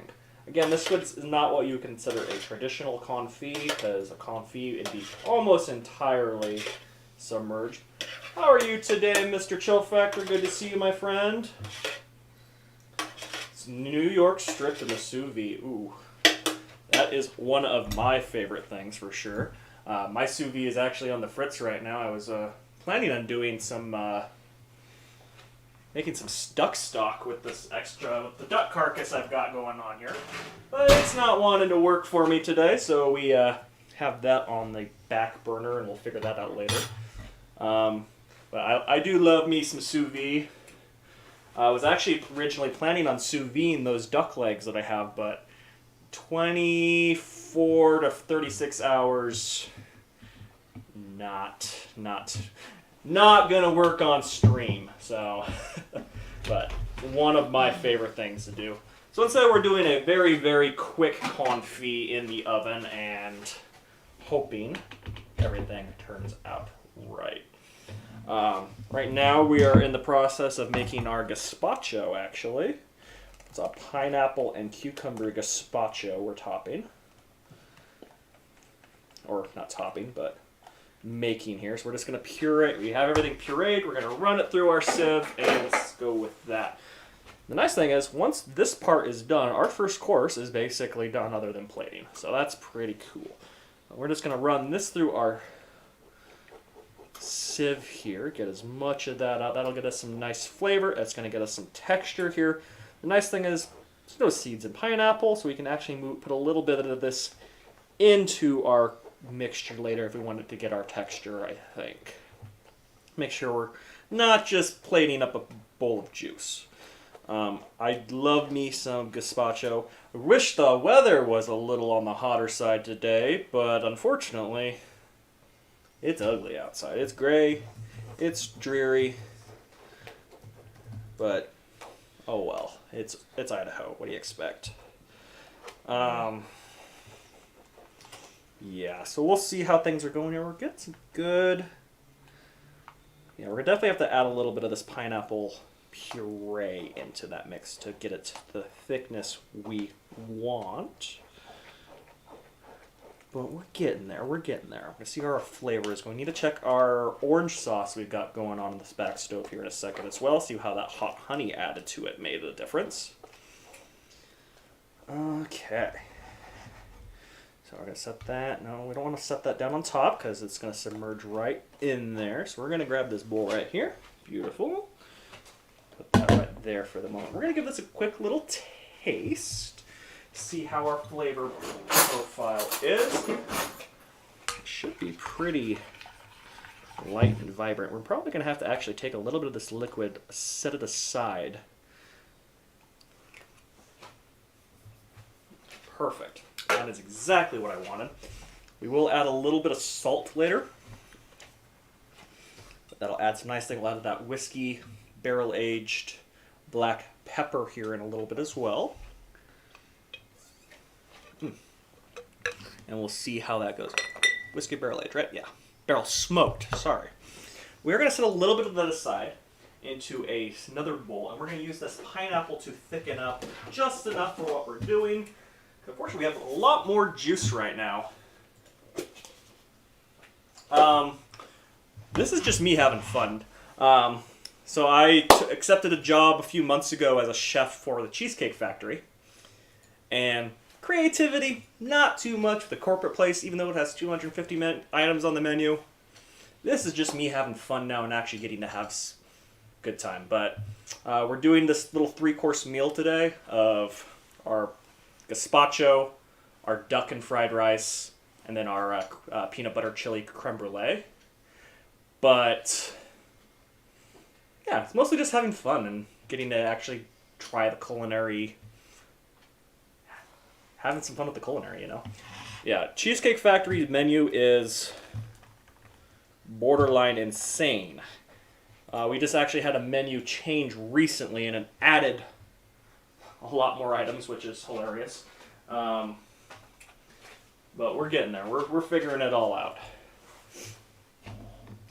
But I've been there now 3 months almost, which is insane. Actually, 3 months as of yesterday. So it's insane to think how long I've been there. But we are getting there. There's still menu items that I haven't managed to even see yet. I know you guys are probably on ad break and can't see what's going on, but yeah. I think that is the texture I want right there. Maybe a little thicker. Let's get a little bit more in there. I'm going to move your gazpacho. Okay. As a chef, how do I manage that big of a menu? Oh, that is a question, Chill Factor. Luckily, Cheesecake Factory has a ton of really helpful tools in place that make it a lot more impossible to work with. But the other nice thing is we have, at least at my location, we have 4 kitchen managers on staff. So there's always at least 1 or 2 of us in the building at a time. And just a ton of, lots of great training. My training process to become a manager at Cheesecake Factory was 9 weeks. Crazy amount of training. Tons of amazing practice and everything mixed in there. So I've gotten 3 out of the 8 stations pretty well figured out at this point. But it's just a matter of being able to learn a little bit of everything. It's mostly about plating and hoping your line cooks know what they're doing to a certain degree. Lots and lots of prep work. Every morning I spend pretty close to 2 hours writing our prep list for the day just to get through. And Cheesecake Factory is very, very high standards on their quality of food. So a lot of products like that would last a week in a mom and pop restaurant or your average place. We only have a 2-day shelf life on because they want to make sure that the flavor is always top notch. So we are making a lot of sauces every day, a lot of our prep items every day. And it's a challenge, but it definitely is rewarding at the same time. The only hard part, again, not a ton of creativity allowed, because obviously there's a huge menu. It has to be the same everywhere across the country. But that's what I love about being able to do that now. Gives me the time and the passion to be able to do this. The soup is not from last week, surprisingly. In fact, that's the other cool thing. The soup we make, a lot of places you go, don't order the soup. If it's the soup du jour, it's because, guess what? They had a lot of ingredients left over from another special, from items, and they just made a soup out of it so that they didn't waste product. That's not a thing at Cheesecake Factory. That is, every ingredient is bought in specifically for that, and you don't have to worry about it. We have 3 rotating soups on, and they are made pretty much every other day pretty regularly, so it's pretty cool. Okay, so we've got our gazpacho basically done. We've got the thickness we want, so we can actually put something that'll sit on top of it. I'll double check that. I'm pretty sure if I put a green onion on top, it's going to stay on top. Beautiful. So, one course is basically done other than plating. That's what I also love about gazpacho. It's one of those things that if you're cooking, guess what? Lasts forever. You can prep it the day ahead of time, plate it fast. Now, if you're doing 70 bowls of it, good luck, because with that, we get to move on to my least favorite part of the menu, and that is dessert. After I taste my orange sauce, though. That should. I haven't tasted it since we've added that honey in there. Hopefully, we're doing good. Have a slice of orange when you have a second. Slice of orange. Yeah, and maybe one of those pieces of jalapeno.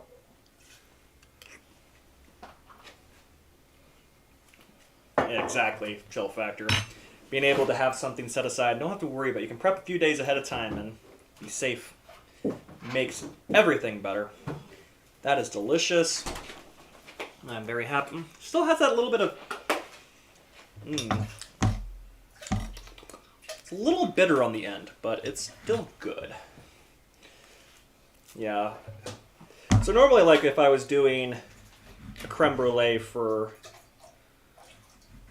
a dessert or something, I'd have the mixture all made up ahead of time and ready to go. But it's not as much fun as doing it on stream for something like this. Thank you. But yeah, that's definitely something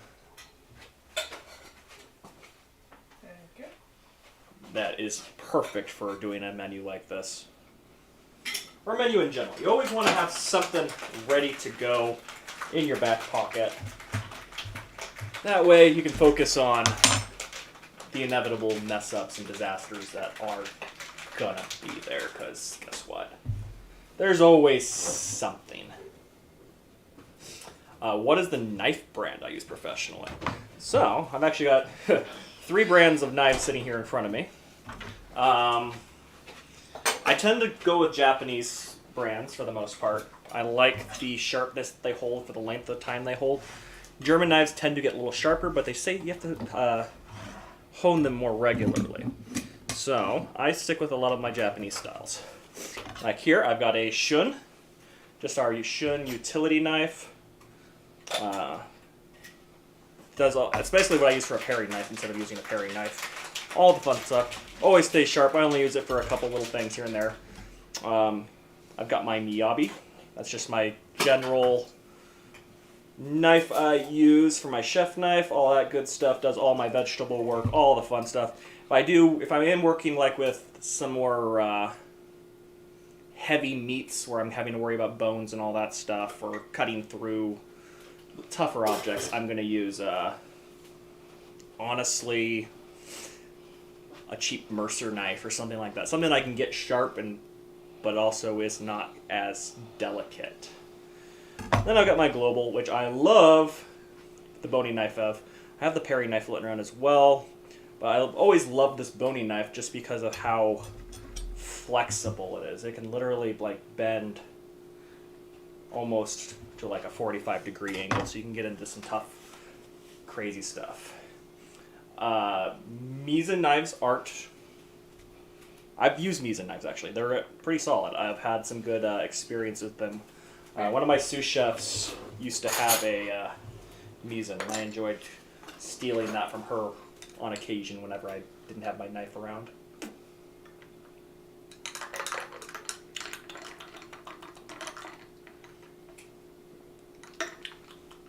Nice. Yeah? Okay. That is our Charmander. That is our Charmander. But yeah, I definitely end up going with more of the Japanese style, but yeah, the other knife I tend to use that I love the brand on, I've got a few of. So I've got my Mercer knives that I got in culinary school. They're not too bad for what they are. It's what I use at work just to kind of have a decent knife at work, but not anything crazy. But the other knives I tend to use are dull strongs. It ends up being German steel in a Japanese style. They're not too expensive, but they are very heavy duty. They're definitely increasing in popularity and therefore in price lately, but I have a few dull strongs floating around that I use pretty regularly, and they work really well. I've got too many knives. That's the real answer, and I always am buying more and more to the chagrin of my wife. But yeah, if you want a solid knife for a reasonable price, Dull Strong is definitely the one I recommend the most. You can actually usually find them on Amazon pretty regularly on sale for like Prime Day and all that stuff. Yeah, Shun knives are extremely fragile. I love them. I've got pretty sure a Shun chef knife sitting right here as well. It needs a little work on it. It's on the duller end right now, but I bought this Miyabi a few years ago as a upgrade to my Shun, and ooh, sharp. They stay impossibly sharp all the time. But again, super fragile because they are super, super thin steel. I'm amazed that I have not managed to break a tip off of it or chip it or anything yet, but all that good stuff. I could talk about knives for hours. I love knives. I enjoy all that fun stuff. Bladesmithing is fun. I had an opportunity years ago to work with one, and I just could never find the time to make it work. There was a master knifesmith in the town I lived in, and he did a class where you brought your own sledgehammer, you brought your own gloves, your goggles, all that stuff, and he would go through making the knife with you, and it was like $200. It's like, what an experience it would have been, but I could never get the time to make it work. And then we moved, and yeah, it's unfortunate, but it would have been a really cool experience. I also had the pleasure. I always somehow end up living close to a very expensive knife store, and it's always one of the more dangerous things. How is it? Good. I wish I had a little bit of spice to it. It's not spicy? No. Is it too sweet? No, it's good. It's just I expected it to have some heat to it, but well, it's got the tahini on the rim. Mm-hmm. I should have juiced a little bit of a jalapeno. That would have gotten it some good spice. Not bad though. Okay. Dessert. That's where I was going. I hate it. So, fortunately, that's going to require me to get up a recipe, which the wife is going to have to put up on screen here if she can. Oh my god. Nope. Go to my desktop, please.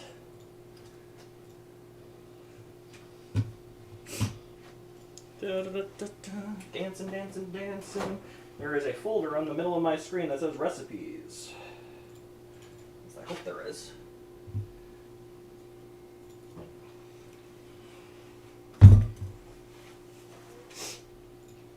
Find it? You're just gonna drag that over there, hopefully. Maybe. Why is it opening in Word? That's the real question.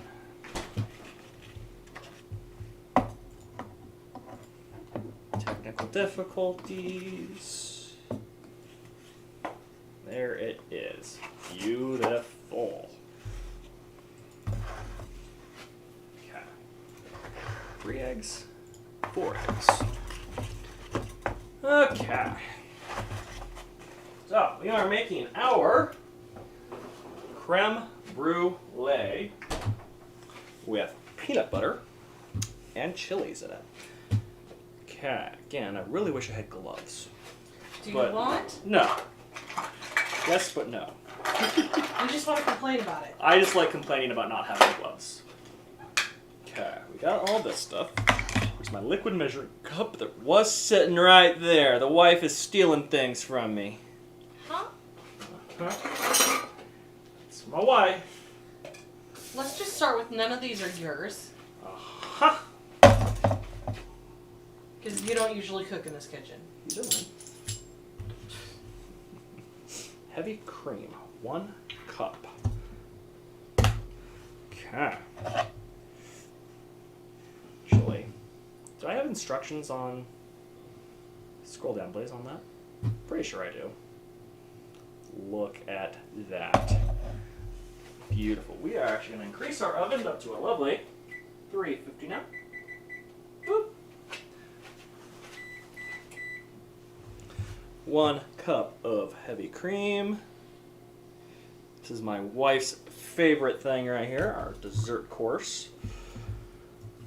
She is going to love this, I hope. I've actually never made a peanut butter creme brulee before. So we'll see. We'll see how this all goes. It should be fine, because I believe in my lack of baking ability. I will never claim to be a pastry chef, but I do claim that I can bake it if I have a recipe, theoretically. I'm going to make the Pikachu for myself. Pikachu? Okay. And if there's anything going on in chat right now, I can't actually see it, guys. The wife's way over there, so don't talk, or talk more, whichever. Okay. Got that. We are going to grab our guajillo chilies. This is how we're going to get our flavor of our chilies in here, guys. So while we are bringing our mixture up to a simmer, we're going to let these chilies kind of poach, infuse flavor in there. We're just going to make sure we get all of our seeds out of there. We don't want seeds in our creme brulee much. Okay, there we go. Put that in the bowl. As I say that, I put a bunch of seeds in my creme brulee. We'll strain it, so I'm not too worried about it, honestly. Again, stem and seed. These guajillos are not very spicy, so it's mostly going to be here to add in our smokiness. Just kind of get that little bit of extra flavor inside this guy. It will be delicious. But we will see how it goes. Again, trying to get most of the seeds out. Again, we're going to be straining this, so I'm not too worried about getting seeds in there, but we will get as many as we can out, because seeds are bitter, so as many as we get out now before we cook them, the better. Okay, I need to find the sugar, actually, now that I think about this. I love the...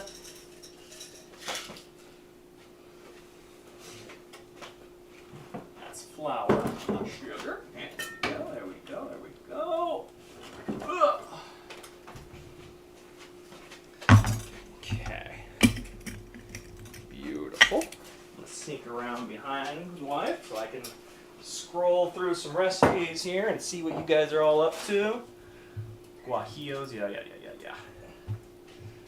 Beautiful.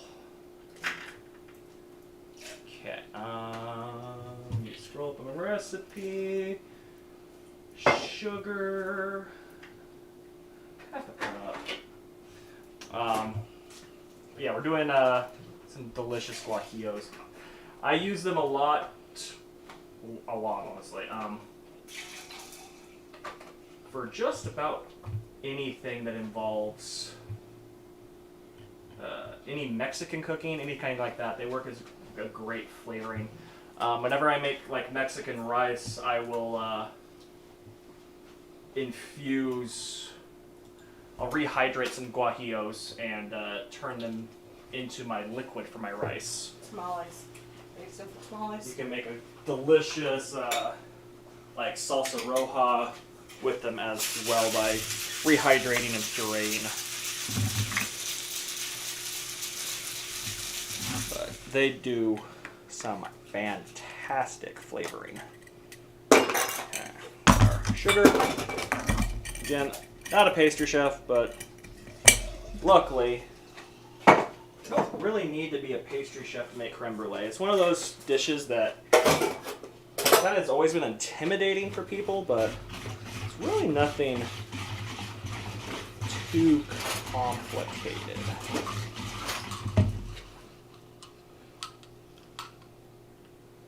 Doesn't it taste like a Pikachu? Okay, I want a little bit of vanilla. Okay. And I do have all these recipes available on my Discord. I hope they're still there. If anybody is interested in seeing how that all goes. But yeah, obviously buying dried chilies in small quantities apparently isn't a thing here in Idaho. That's what Chill Factor is also saying. So I will have some guajillos for a little bit, but again, I love guajillos, so I will definitely find some uses eventually. We're going to add just a little titch of chili powder as well, just to give it a little bit of extra love. Okay. Next, I just gotta find a saucepan, which... Nope, where'd it go? I had it earlier! Don't need a big one, don't need a little one. It's on the stove, please. Is that the only saucepan I have is on the stove? No. How does this? I'll make it work. I've got the solution right here. I'm gonna transfer my orange sauce into this little egg pan. Let it do its thing. That orange sauce is fantastic. I might add a little titch more of either sugar or honey to that orange sauce later. It needs a little bit to get rid of some of the bitterness. I think we went a little too heavy on our boil there for a few minutes. But that is an easy fix. Okay. Okay. Beautiful. We're going to pour our mixture into here. Beautiful. Okay. Keep our whisk. Over here.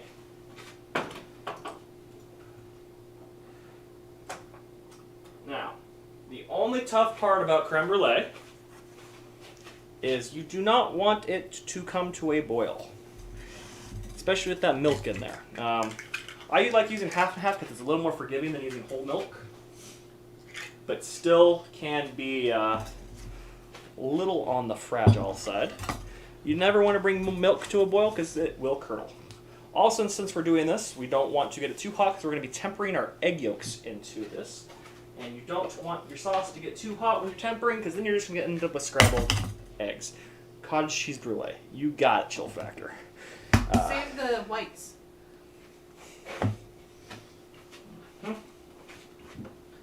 Save the whites, she says. I guess that makes sense. Egg whites are a very vital ingredient in a lot of cocktails. So I guess we'll save them today. A whiskey sour. You want the shells with that too, right? You know. That's how our daughter makes cookies. Ugh. It's sad, but also very, very true. There's one thing I hate about cooking more than anything is probably separating eggs. Especially as I just broke a yolk in my egg whites. So, we're not saving those egg whites. I'm real good at separating eggs, as you guys can clearly see.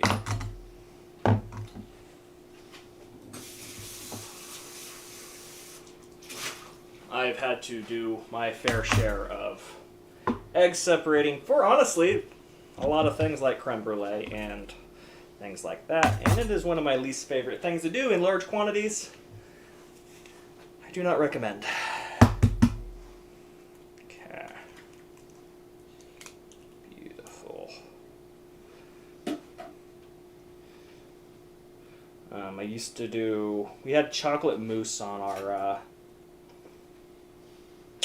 dessert menu for one of our catering menus, and doing large batches of chocolate mousse involves you separating a lot of egg yolks. I think a single batch of the recipe I had was like 48 egg yolks, and we were doing like triples. So you'd spend an hour and a half doing nothing but separating eggs. And it's not fun. Not fun at all. Okay. I'm going to remove our orange sauce from the heat. It, I believe, looks right where we want it to be. We're going to again add a little bit of tinge, more of honey probably to it here in a little bit. But otherwise it is done and delicious. We should also need to check our duck legs here shortly to see where we're looking like temp-wise. But those are coming along nicely as well. But all the pieces are starting to come together, guys.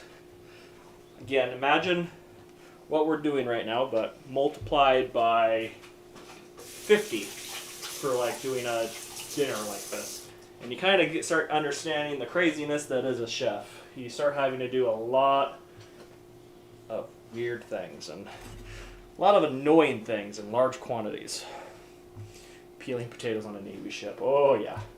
Do you need your recipe? I'm good on the recipe, I think, for the moment.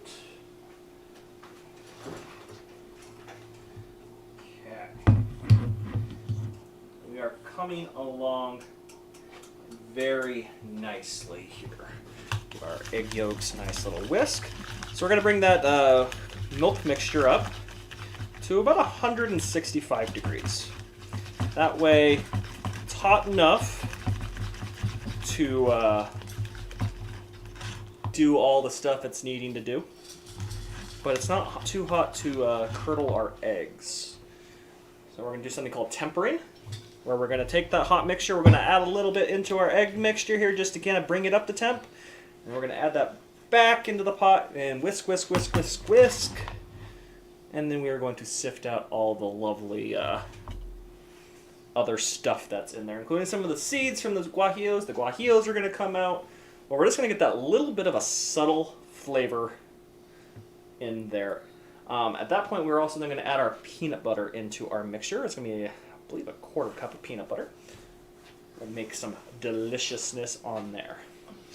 Okay. So now, orange sauce. I'll give that one final taster. It should be where I want it. Not a ton. Again, we're only making one portion here. Could thicken it up a little bit if we wanted to, but I think it'll be perfect.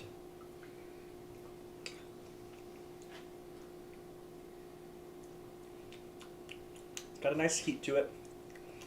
It's just the bitter at the end, but otherwise I like it. The wife wants some.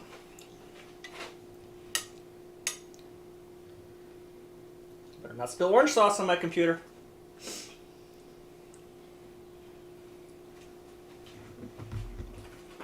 Coming along nicely. Little heat. It's got some nice heat to it. That hot honey, it was a Good ad. good add. Brown sugar wouldn't be the worst idea in that either, but In the pantry on top. but I think what I'm gonna do, I've got this lovely honey powder that'll add a nice little bit of sweetness, and I don't have to worry about dissolving in the heat anymore. Beautiful. Let that do its thing, and it'll just dissolve instantly in that. We're gonna bring our thank you for the follow, Snake205. Welcome to the stream, my friend. Hope you learned something today about culinary. That's honestly what we're kind of here for, is not just me having fun cooking, but it's fun to teach people. I'm also realizing I'm still wearing this French-made apron, but luckily you guys can't see that right now. Yeah, we're teaching you all about the crazy stuff. Where am I? Who am I? That's doing that. That's what I was looking for. Thermometer.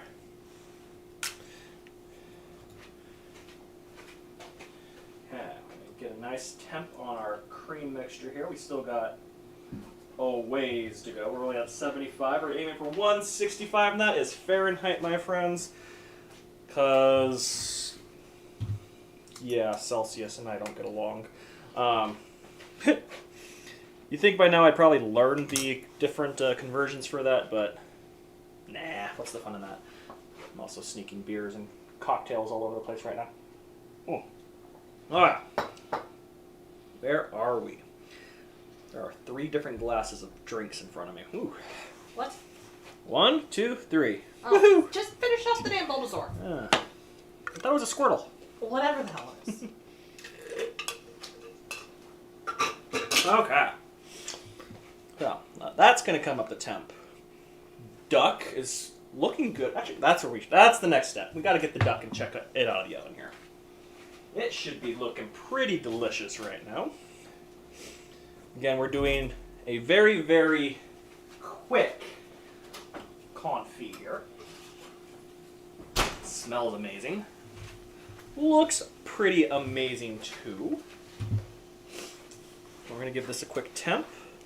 We're looking for about 125 degrees Fahrenheit to get a mid-rare on this. We're on Celsius. This was telling no Celsius. We don't believe in Celsius. Okay. Beautiful. Beautiful. That cooked amazingly quick. I love it. Okay. So that is going to go onto our plate at the end, just like that. We've got some delicious crispy skin on there. I love it. Love it, love it, love it. Now that is our very, very quick duck confit. I'm going to actually baste a little bit more with that duck fat just to keep that skin going amazing. Something's a mug. Something's a Oh, there it is. You're back. I'm back. Beautiful. Look at that. So doing this process, what we're doing right now, most people say basting. It's technically called it's a French technique called foyer, where you're basically basting with herbs and the fat out of your pan over top.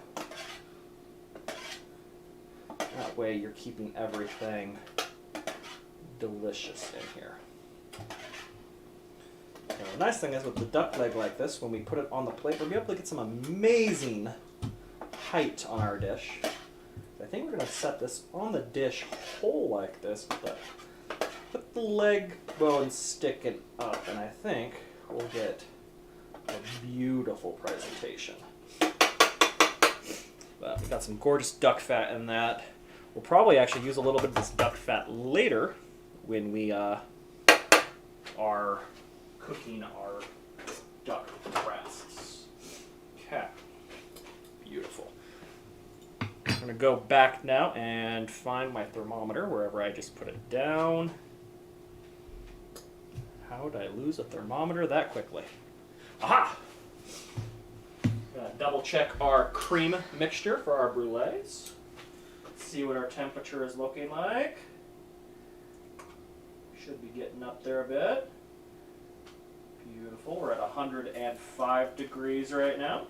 Again, we're looking for 165. Just enough to get everything to set in there, everything to infuse the flavors and be delicious. Okay. Next, let's get our peanut butter measured out real quick here. We are getting a 1/4 cup. Top drawer underneath the draft. We're getting a 1/4 cup. That one wasn't attached. We'll put that up later. 1/4 cup is also 2 fluid ounces. So you could also, if you wanted to, you don't have a 1/4 cup around, 4 tablespoons. If you don't have measuring spoons around, I don't know what to tell you. Ounce is 30 mils. So if it's... Get a syringe, a 30 ml syringe of peanut butter. That's 1 ounce. So 60 ml syringe of peanut butter. I thought you said it was 4 ounces. 2 ounces. So 60 mils of peanut butter. 60 mils of peanut butter. No. Okay. I feel like this is not enough. Is it a 1/2 cup or is it a 1/4 cup? This is why I have the wife. She's good at the recipes. Said it was half. 1/2 cup. Aha! So double the peanut butter. That's a 1/3 cup. Where'd that 1/2 cup go? Oh! Go down. 1/2 cup. Beautiful. So 120 mils of peanut butter. Okay. We're learning things today, guys. Slowly but surely, we are learning things. Not good things, but we're learning things. That you dirty all my dishes? Only half your dishes. And I'm washing some as I go. Sort of.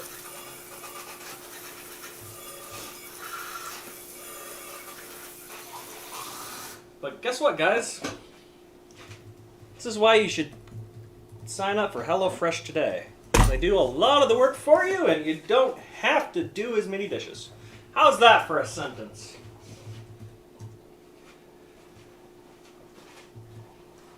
Uh-huh. Okay. It's my thermometer. The one thing I hate about doing creme brulees, it is very, very exact. You don't want to mess up. Because, yeah. Beautiful. Yeah, we're just letting these chilies steep nicely in our cream here. We're coming along nicely. I'm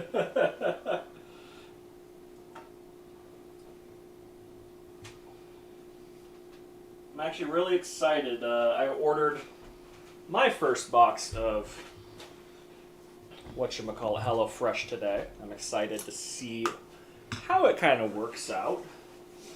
Should be fun. It looks interesting.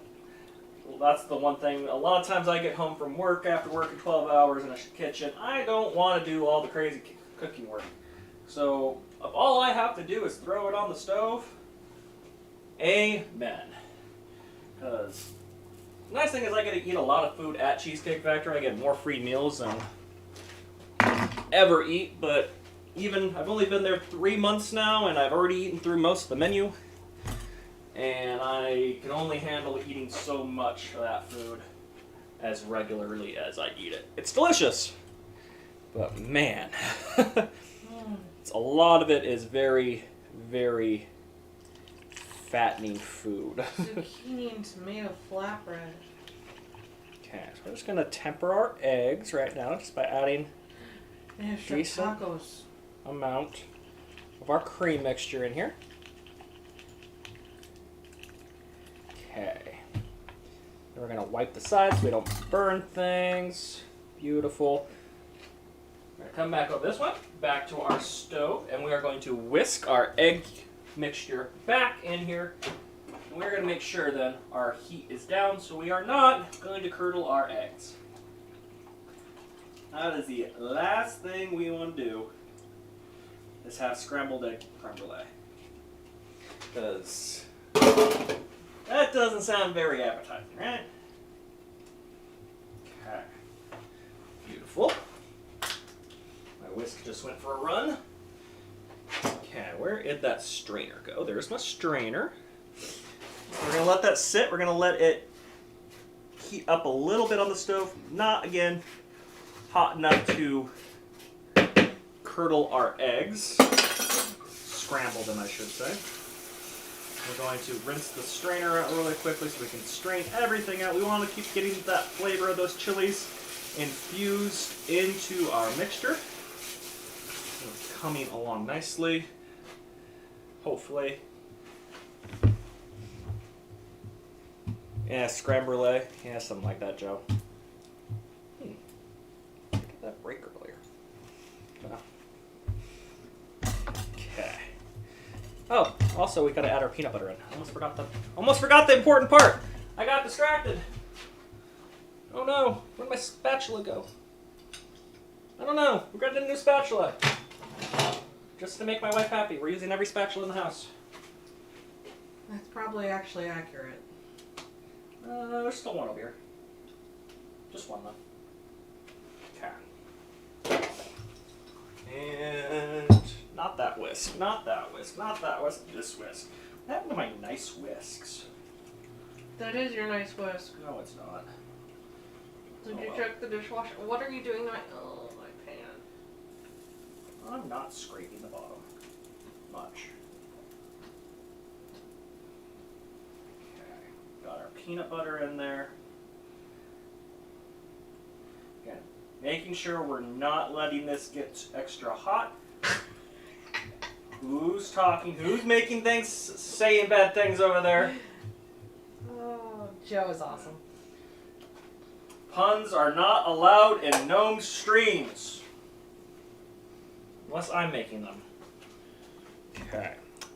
Beautiful. Here we go. I'm going to set that right there. Then we just need A bowl? a bowl to strain this Yeah. into. That is not a bowl. Not a smaller bowl. Like that one. Beautiful. Sounds whiskey to argue with your wife, huh? That's going to be too small. How come we don't have anything that's ever the right size? Yeah, that looks good. Okay. Beautiful, beautiful. There we go. Don't strain myself. Yeah. Kids these days. You need to take a drink every time they make a pun. I need to drink every time they make puns now? Yep. I don't think that's allowed. That sounds bad for my liver. That sounds really bad for my liver. But what else is new? Okay. Beautiful. Boop. Okay. I think we're done with that. Here's hoping. Woo! Okay. So now, we can actually start a little bit technically plating here. We've got our 2 dishes that are going to be our creme brulee dishes today. Go ahead and pour that in there. And we're going to let this chill a bit.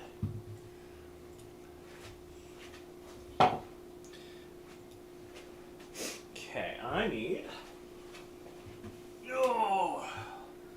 need some new knees. Boy, that's what I need. Oh, ow.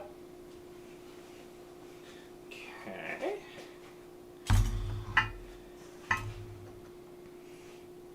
This looks like it's gonna fit perfectly. Oh yeah. For now. Do we have room in the fridge? Well, I've got room. I'm just thinking. Just thinking about my timing here. You can just cook that first and then forget about it. Half an hour timing. You know what? I think we can actually start this part. And I hate it. I hate that I'm saying the things like that. We're rhyming. We're doing all kinds of crazy things.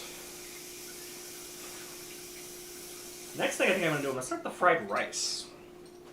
Well, it's not going to take too long. It's going to take long enough. Okay. Stay. Hey. Joe plays games. Subbing. Oh god, zip kick. Alrighty, Joe. Does he get a pink or purple chef hat, the Elsa apron, or the lingerie apron? Your choice. Change it up how you like. Okay, making sure we don't get any water into our dishes. Make sure we're pouring water in here. We're going to fill about halfway up the side of our ramekins. There. Well, I can't see. I'm also blind, so it doesn't help. That looks good. Beautiful. A little more. Beautiful. Oh, I gotta be frozen. I gotta let it go. Oh, Lord. Ah! Whew. Glad we turned the AC on today. It is warm in this kitchen. You can also just open the door. I could, but that's more trouble than it is worth. Okay. Beautiful. You know, does it even have... Oh, it does have Elsa on it. Yeah, we have a little bit of Anna. We've got some Olaf action going on. I know you guys can't see. You're lucky. We're actually going to do a little rotating here. We're going to see. I can't see what's going on here either, guys. And we're going to go up. Oh, yeah. You can see my beautiful face here in a second. And we're going to tilt a little bit more this way, maybe. Unfortunately, I don't have the camera set specifically for the stove today, but we will make it all happen as best we can. Honestly, not bad. Not bad at all. Okay. going to start our fried rice. And by that, we're going to start with... I forgot how much room I have. Of course, now you can see my beautiful aprons. We need... Oh, actually, I remember something else we need to start here soon as well after the fried rice. We need to get our relish working for our duck, but that's fast. First things first, we need a little bit of oil. Just a titch. So again, we're going to use a little bit of canola oil to start our fried rice with, and then we're going to add a little bit of sesame oil to that. We do not want to go straight sesame oil because earlier we've learned that sesame oil has a very low smoke point and will burn if it is by itself. So just a little bit in there to get things going. Okay. And we're going to add in, when I can find it, it's here earlier, where'd it go, where'd it go? There it is. Our diced. Our vermouth went flying. The vermouth went flying. Yep, that happened. We're going to start getting some bacon rendering. Okay. And while that's doing that, I'm going to find my cherries, my mangoes, and we are going to start making a cherry mango relish. With a little bit of sliced almond in it too, because I like the texture. Beautiful. Okay, I'm going to add some dried cherries to a saute pan.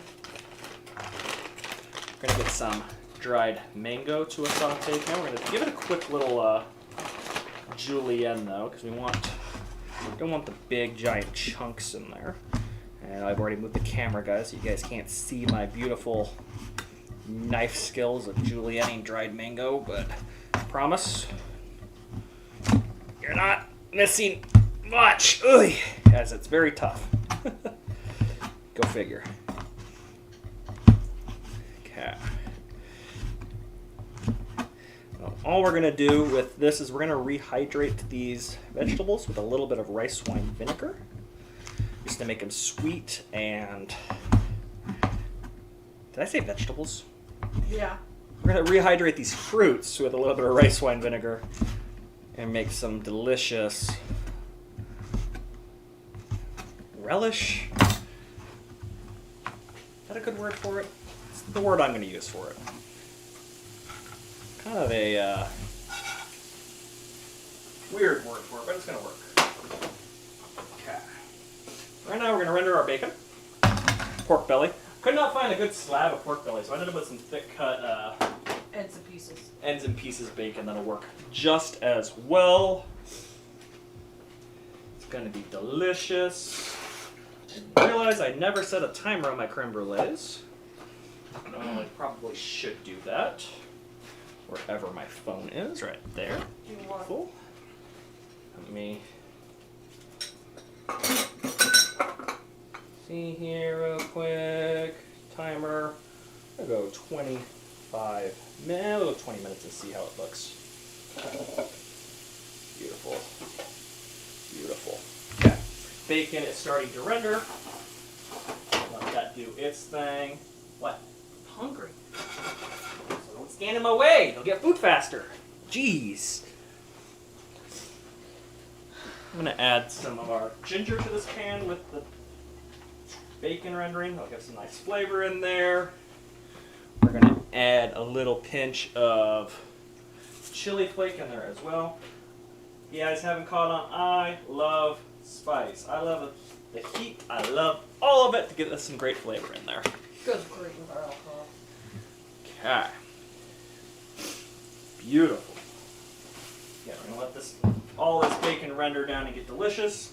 We're going to come over here. We're going to find our rice wine vinegar and get that added to the pan with our cherries and our mango. Nice sourness that way out of those. Those rehydrated. You know what? Let's go ahead and add a little shallot to that as well. Because why not? We've got them all here already. It'll be delicious.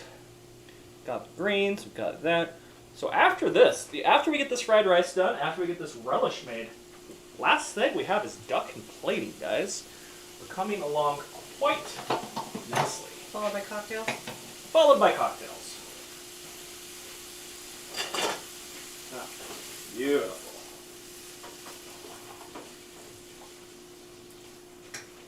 Oh, you guys are missing on some amazing smells over here right now. Yeah, we got our gazpacho still chilling there nicely.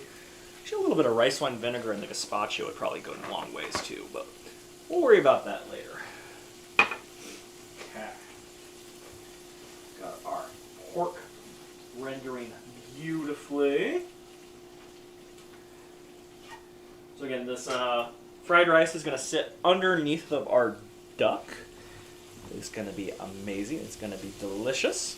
The relish we're making is going to go on top of our duck. It would be delicious if we had something like a pea shoot or something like that to give us a nice green crisp. But we're actually going to use our julienne snap peas on top of the duck, I think. Originally I was thinking the gazpacho, but I think I'm going to put the green onions on the gazpacho. And we'll figure out from there. And probably some of the jalapenos. We'll see. There's a lot of the flavors I've chosen today kind of pair well together, so it works out nicely. And we're just letting this bacon render. Don't want to go too hot on it because that's how you end up burning things. You want the fat to come out slowly. And it's coming along gorgeously. We get a little bit further here, we'll add our onions into this pan. We'll add in our slivered jalapenos as well. Some green onions. Regular onion, honestly. Let's put the regular onion in there. We should be in good shape. Do that. I like a lot of these rich aromatic flavors in everything we're doing here. Honestly, I could put a little orange in here as well if I wanted to, but I think there's going to be enough orange in the sauce to make it all work together. Go ahead and bring this way. As you can see, we're starting to get everything in there together and nicely. We didn't put a ton of oil in here just specifically because we're going to get a lot of bacon fat, so we don't really need to. Let this rehydrate nicely. Beautiful.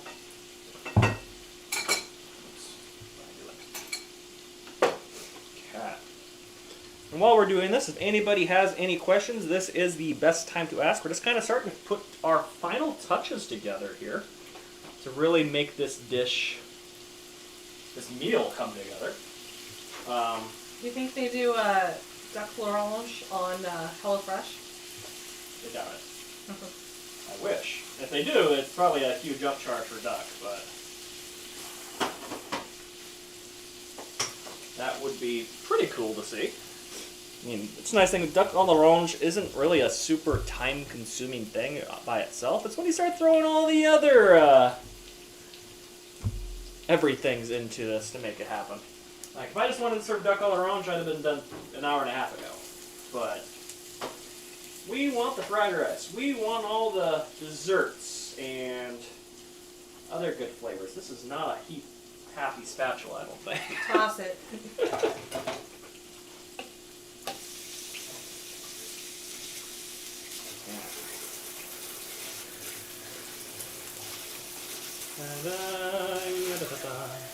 Anna is just invisible there with her big maroon cloak and red hair. Yeah.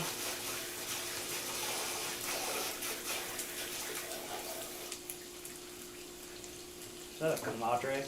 Yeah. That is a comadre. Bacon, bacon, bacon, sizzling away. Oh yeah.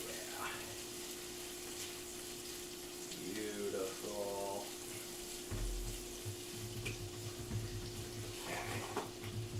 Yeah, we're just Let that bacon render and get nice and crispy and delicious until it's all perfect.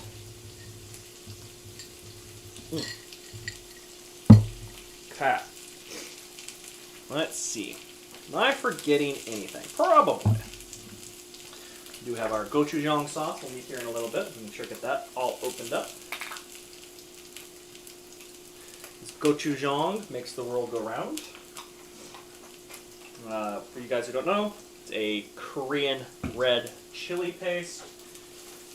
Adds a ton of great flavor. Not a ton of heat. It definitely has some heat, but nothing miserably hot. Again, there's a lot of layers of spice going in this dish, so it's going to be delicious, but also kind of scary.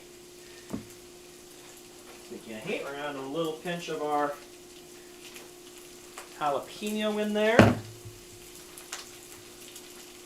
just to give it a little more. Okay. A new follower. We got a new follower today. Who do we got today? We have Jose Garcia. Welcome to the stream, my friend. Good to see you. Thank you for the follow. And I hope you guys learned something today. We're having fun. Got our bacon coming together. It is rendering gorgeous. Tons of delicious fat in here. All the ginger is caramelizing gorgeous with those onions and the shallots. The relish needs a little bit more high heat, I think, though, to really bring that together. That's going nicely. That's going nicely. We're going to add our green onions to our pan. Woohoo! Got a little pop. Of course, we pop as soon as I put my hand in the pan to grab a spatula out. But perks of being in the kitchen, you always get a burn and you don't really care about it anymore. Ah, Jose Garces. Iron Chef Jose Garces, yeah. God. It's a name I haven't heard in quite some time. The only Iron Chef I've worked with 2 Iron Chefs over the years. Briefly with Bobby Flay at a charity event, and then Morimoto, who actually owns a restaurant in the Seattle area, and I was able to work with him briefly.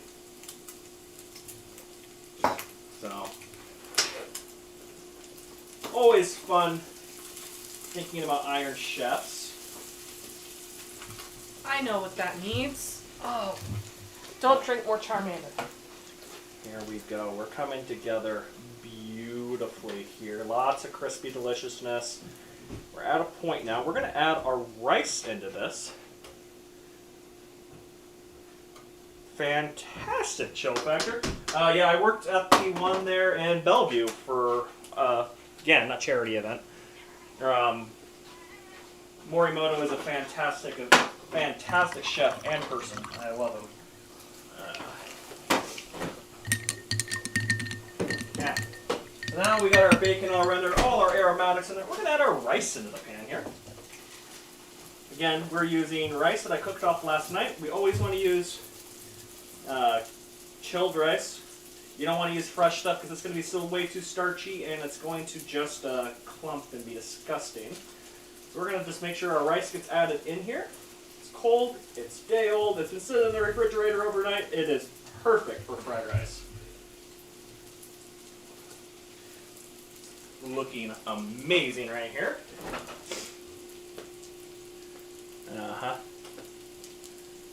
What's cooking? A little bit of everything.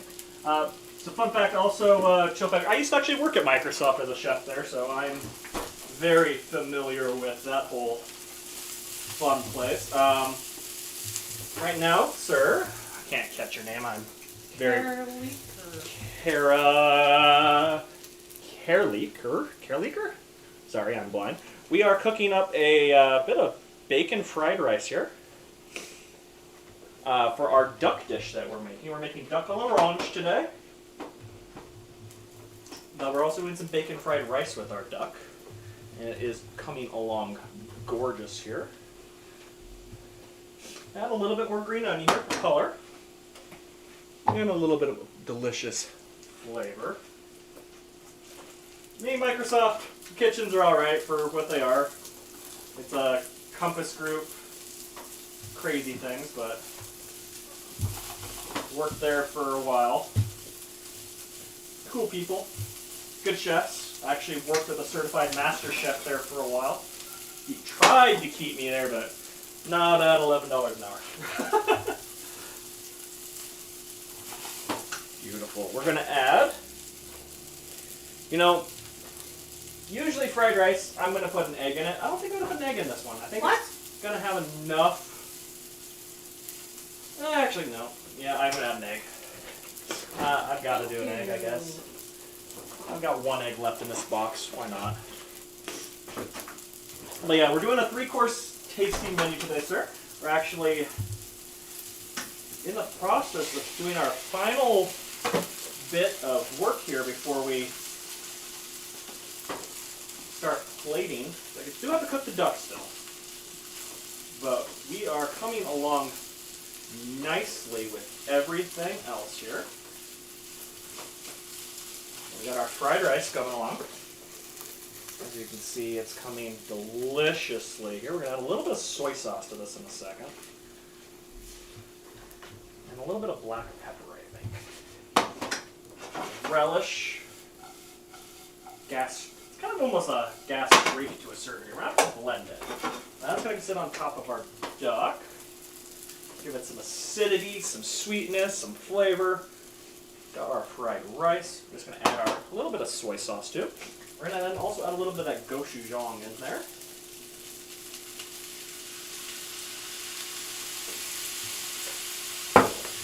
I like my fried rice to have some flavor and spiciness. I know you guys haven't noticed yet, spiciness.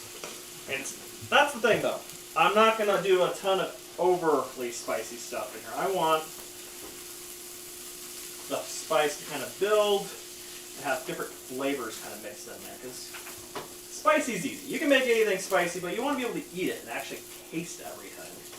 So I never go too overpowering on my spice if I can help it. This fried rice looks absolutely fantastic right now. Did you say you were going to use the fat from the duck in the fried rice? No, I'm going to use it, I could, but I'm going to use it actually specifically for cooking the next duck. A little bit, because we're going to have duck fat to begin with, but look at that beautiful bacon fried rice. I don't know if you guys can see it, maybe more this way, all that good stuff. You'll see that a little bit more here when we're plating, probably in the next 20 or so minutes, guys. We're getting there. We are coming along beautifully. Okay, next, set our gas streak, or not really a gas streak, but okay. Turn this down in temp, get this pan going. We want our pan to be a little on the warm side, but nothing too crazy for our duck we're going to start working on here. So, it's been a couple hours since we've seen this duck. We're going to come back to it now. Try that. I'm trying all kinds of things today. If you guys haven't already, make sure you follow, you subscribe if you're really loving it here. Every little bit helps, especially for streams like this. They do cost a little bit of money, so it's always great to have the reward on the other side. And again, we are sponsored today by HelloFresh. So if you are inclined, use that promo code, sign up today, and all that fun stuff.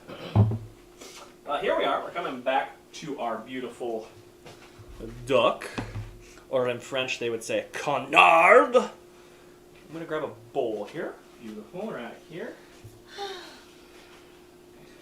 Set this ginger aside. We're going to set these wings aside for the moment. We are going to cook those. I think I'm only going to do one duck breast for the moment because they're big.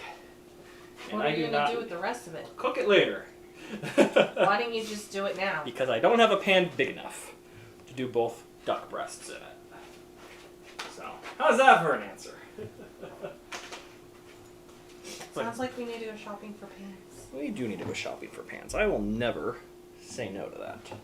Okay. Again, we've let these be air dried all day long. And by all day, I mean all stream long. We're going to we're going to do a nice score. Oh, are you going to turn the camera back? Sure. We'll turn the camera back shortly so you can see more than just my shoulder. There you go. Maybe. How's it look good? Did I get it first time? Can I get it first time? Mm-hmm. Beautiful. We're just going to do a nice score in our fat, our skin here. We don't want to go too deep into the flesh. We're just scoring the skin so that way that oil that's going to be coming out of our duck will really work its way out and get the skin crispy. Again, we're just going very light here. Now with duck, again, tons and tons of fat in duck, as you're going to see earlier with those legs and thighs. So we're actually going to start this very low heat and keep it kind of on that medium heat. It's going to take about 10 to 15 minutes to cook this duck breast through. And by cooked through, I mean we're aiming for about mid-rare today. So about 125 to 130 degrees internal temperature. But we just we could either cook this super, super high heat and then finish in the oven. I don't like doing that. I want to finish it entirely in the pan. So we're just going to go nice and low and slow. We're going to get that fat to render the skin, make it delicious and crispy, and it's going to be amazing. Yeah, just get the whole duck to roast the fat out of it. Duck fat is amazing. I actually found a duck fat spray yesterday at the store and I was very confused. I loved it, but I really, really wish duck fat was a little bit more readily available in stores. Take that tenderloin off of there. Take this little bit of cartilage off here as well that managed to sneak its way on there. Beautiful. Okay, take that off there. Got a little bit of extra fat hiding on there, but nothing too crazy. But I love duck fat. I've done a lot of work with duck fat over the years. Duck fat potatoes are one of my favorite guilty pleasures. Okay, make sure our pan is nice low to medium heat. Duck fat is unfortunately expensive. Even on the restaurant side of things where you think you'd be able to get it cheaper.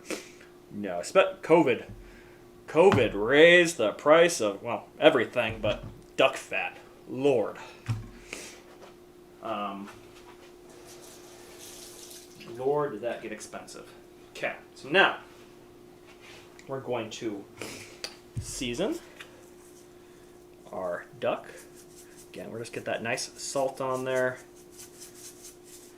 Honestly, I think I'm gonna do. Really wish. I don't know what happened to my good black pepper, so excuse me. I'm using some. That is my timer for my creme brulee. I'm pretty sure.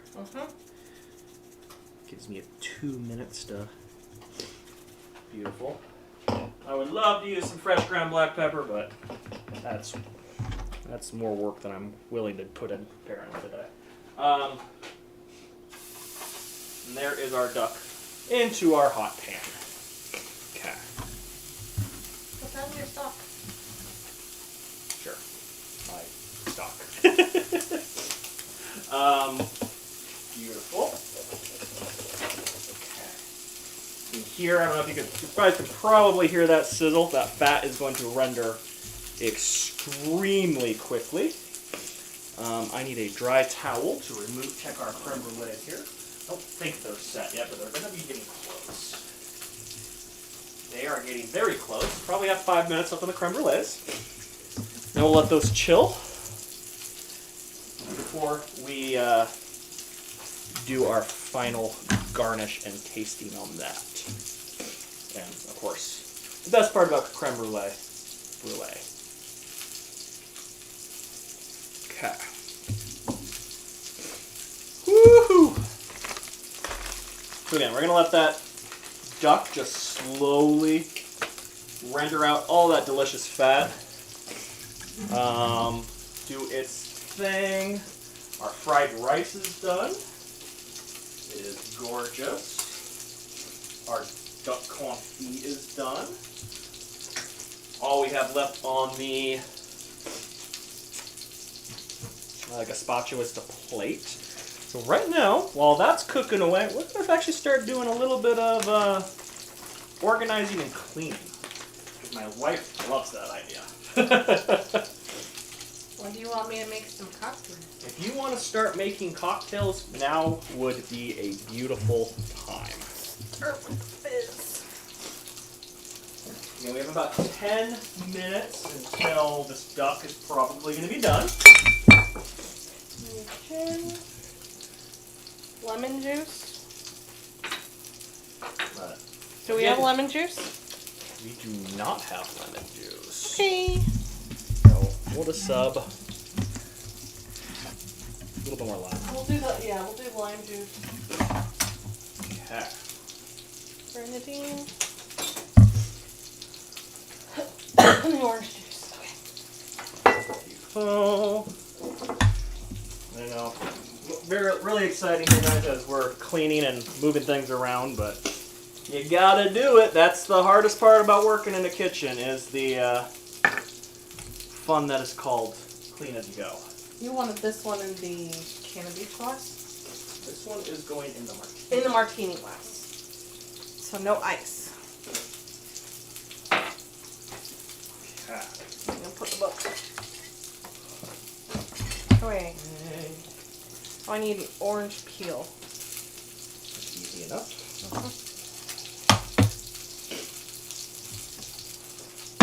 Okay.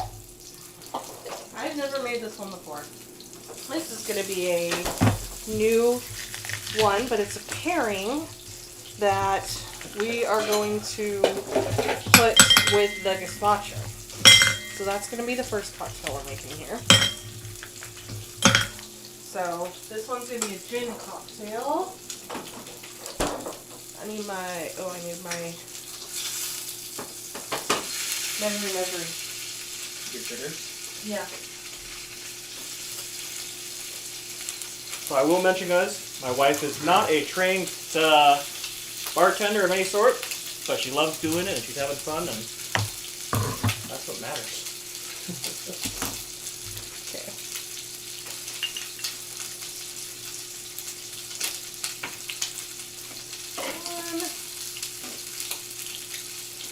Half of our gin.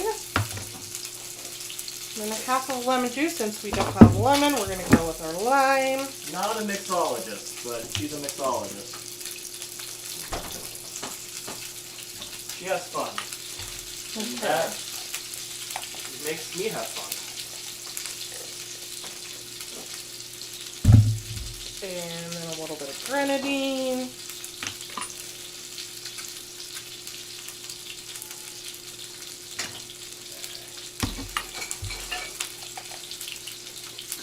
Now we need orange juice.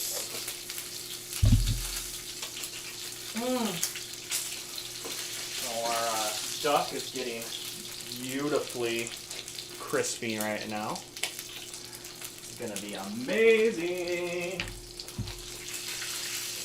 We'll check our creme brulees as well. Okay.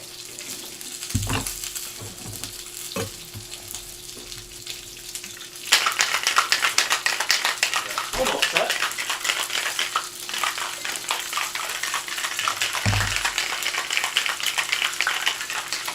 Champagne.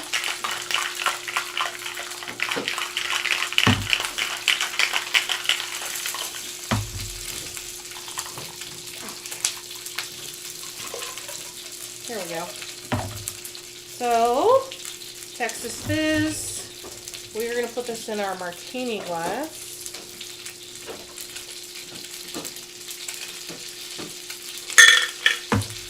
And then we top it with a little champagne.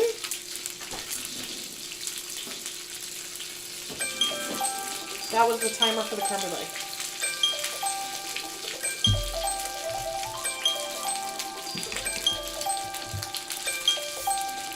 It's on my phone. There you go. Yeah.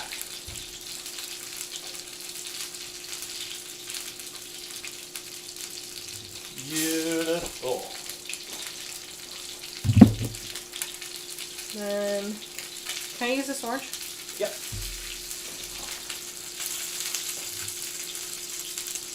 I need a knife. For what? Orange I peel? need a slice. Yeah, peel. You can Oh, peel it. yeah, there we go. So you peeled, okay.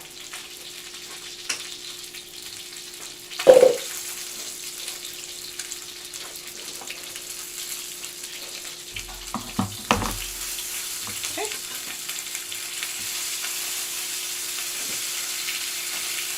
Okay, that is our Texas Fizz. Beautiful. You want to try it? No, not yet. Okay. So that's our Texas Fizz that is going to pair with our gazpacho. The next is a cocktail called the Revolver. You're going to have to remind me of this one as I go. That's going in that can of beet glass. Yep. It's on a rock glass. And it goes on the rocks, or meat. On the rocks. Okay. One rock. That's the big one. Yeah. Where's it? You have you got the glass already. Okay. 2 ounces of bourbon. 1 ounce of coffee. Okay. And I'm going to steal this from our little Gnome friends. Shake and pour. Huh? Shake and pour. Yes, ma'am.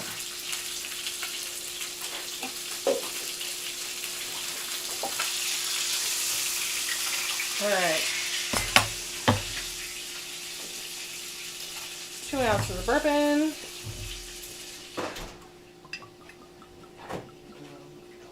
Door is open. I said the big one was a 1 ounce, right? Yeah. What was that? Nothing. Yes, it's 1.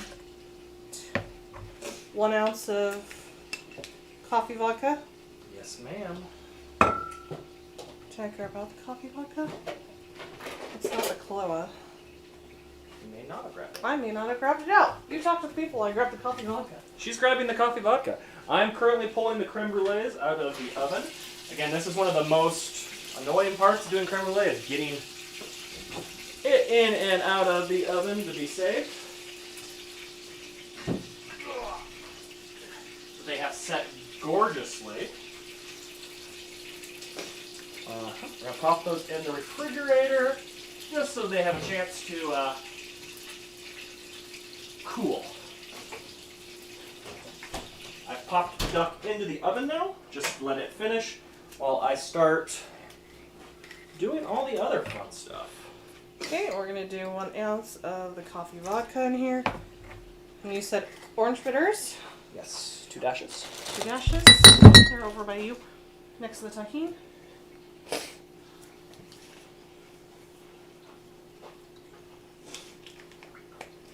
And then we just shake it and pour. That's the one.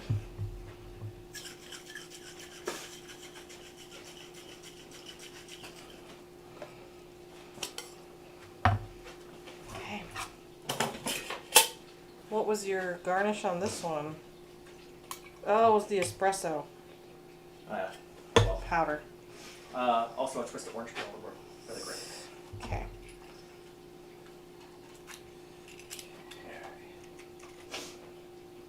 Full.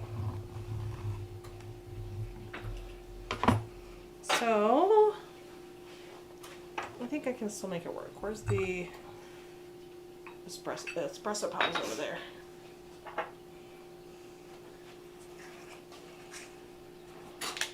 Now we got a little quiet here, guys. This is the intense part. So imagine all the stuff we're doing right now. We're plating all this. Imagine multiplying this by 50, doing 50 different plates at the same time. It gets crazy. Usually in a kitchen, you have music playing all day long as you're prepping, doing all that stuff. Everybody's having a good time. As soon as plating comes around, guess what? It turns serious and everything goes Okay. very different. That is our revolver. My orange didn't turn out super pretty, but I did dab it into the espresso powder. So there's that cocktail. And then I'm actually really happy about the last one. This is the one that the Gnome and I actually kind of created ourselves. We're calling it a chai new fashioned. So, kind of figured it out ourselves. Gonna start with cherries in my mixing, and then a little bit of chai syrup that we have. I'm gonna muddle the cherries into the chai.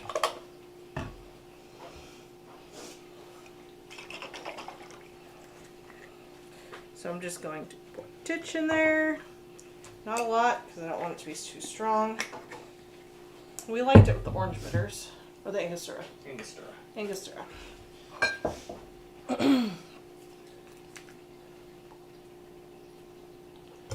So 3 dashes of the Angostura. Then we go ahead and we're going to muddle that all together. So I'm going to squish these nice cherries. They're going to get into that chai syrup. Get some good flavor on them. All together there. And then was a tiny bit of simple syrup. Just a titch here. I know I'm not using my, kind of eyeballing this one because I wanted to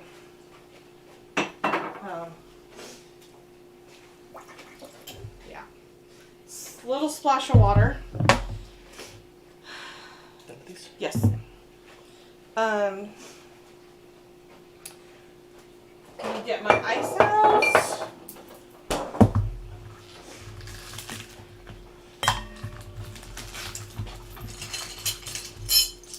Two, three. I need one of the rocks glasses from the freezer.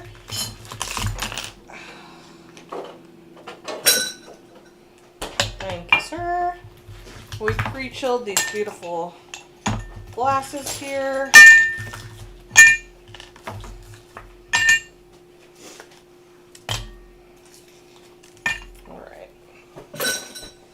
And then we have the fun part. I need the chocolate. So we have a Kauai chocolate rum. I'm very much a rum person. Most of the cocktails that I made for him that earlier tonight, or so far this evening, rum heavy. Because I like my rum. This one came from Kauai. We actually got to go to the distillery and taste them. They're in Kauai. That was probably one of the cooler parts of that trip. So I'm doing half of that, and I'm doing half this Cocoa Bomb whiskey.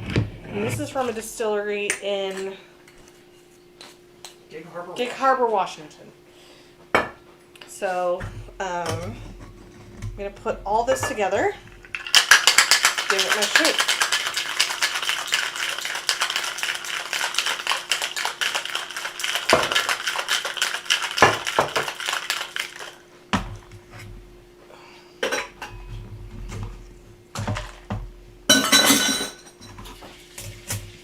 We're just going to strain here into this glass.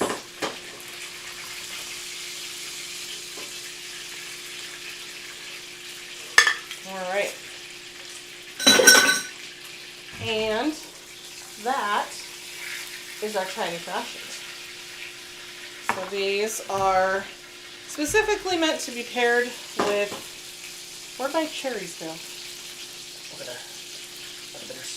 Okay. These are specifically actually made to pair with the items that Gnome has been making today.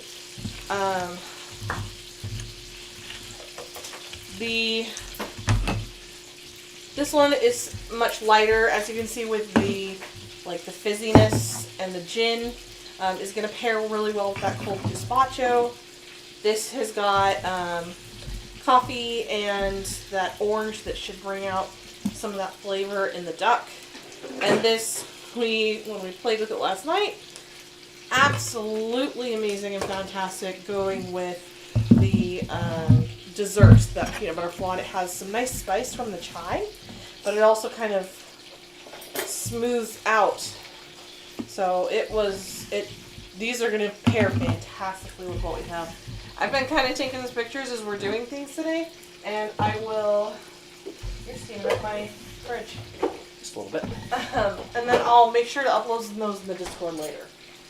But there are the cocktail pairings. Hopefully you've enjoyed the other cocktails that I kind of played around and came up with based on Pokemon. There was the Bulbasaur, which is the one I had. Oh, you had. No, I had. And that was blue curacao, a little bit of coconut rum, tiny bit of half and half, probably a little more than it should have been, mixed up over ice and had a little whipped cream on it. The Squirtle was the one you had. That was the apple with, or no, it was the other way around.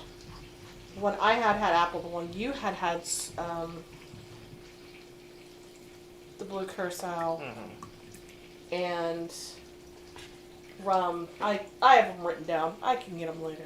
But my favorite that I was playing with was the Charmander that I made him, and that had our cherry lime vodka, a little bit of gin. I ended up putting some of our Hatch green chili vodka on there that we had in minis that actually, I don't know, how did that change it? You like that? Mm-hmm. Had a little bit of grenadine, lime, orange bitters, orange juice, cranberry, and some pineapple juice. I used a lot of pineapple juice today. One of my favorites. I actually really like the way it flavored with a lot of the stuff I made. And a Pikachu was the last one. Oh, and for the Charmander had tahini and hot honey on the rim, just for looks. The Pikachu was pineapple juice with whipped vodka, spice rum. I probably could have put a little more spice in there in the way of some kind of pepper or something. That would have been a good idea. Probably pulled that out a little more. But then it ended up being really good in either way, because we shook that and put it over ice. Really simple one, but I liked it a lot. So those are the cocktails for the day. We'll get some pictures to you guys, but Gnome is putting on the final touches of everything, and we'll make sure you see all the plating. And don't forget to check out that HelloFresh, because I can tell you, working mom coming home, I did not want to cook, but I have a hungry toddler, and anything that makes my life a little easier, a little faster, that doesn't require us stopping at fast food, makes me happy. So now you get to kind of see the Gnome at his art, so I'm going to let him take over. So right now, guys, I'm plating up our pineapple cucumber gazpacho. We're garnishing today with green peppers, jalapenos, a whiskey barrel aged and smoked black pepper. We're going to put a little drizzle of olive oil as well. Super simple, super light and fresh. Oh, we have an ad break right now. That's not great timing.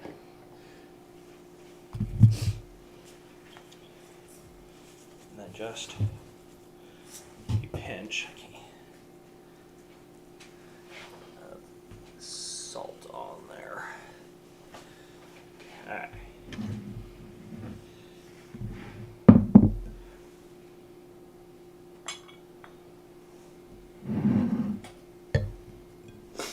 Beautiful.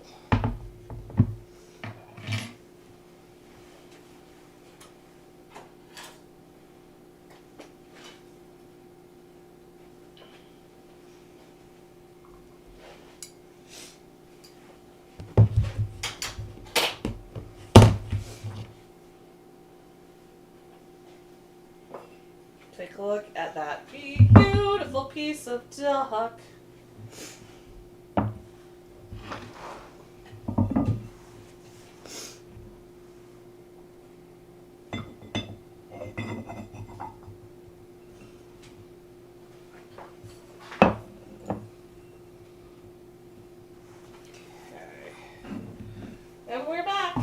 Your ad break's over. Beautiful. Poorly timed ad break there. My rice is not wanting to form in the perfect mold, but that is okay. We're going to put our fried rice there on the bottom. And then we are going to grab our sharp chef knife here. And hope. I actually haven't tempted this duck. It looks perfect. So we're going to get a nice thermometer in there. Get her in the side there. That skin is perfectly crispy. We're actually a little overdone, but I think we'll be all right. Just going to give this a nice... Yeah, we are a bit overdone, unfortunately. Well, for you. But it still is juicy and delicious here. Like super juicy stuff. Okay. We're going to go ahead and put that right on top of our rice, like so. Fan it out.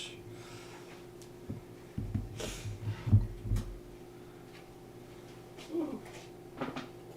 Beautiful. I'm actually going to take that end piece off. It doesn't look as nice, so we're going to take that and set that aside as my snack. Chefs always find a way to get a snack. Okay, from here we're going to take one of our beautiful duck legs as well. Let's see if I can let that stand up like so. I did also save a wing, but I don't think I want to keep the wing on there. Might go in the stock. Do that actually. On top of the...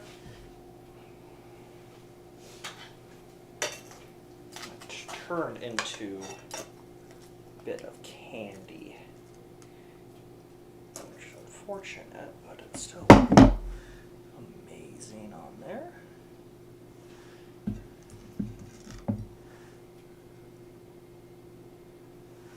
Okay, beautiful.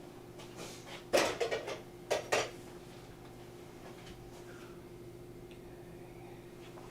Next, we're going to use our pea greens.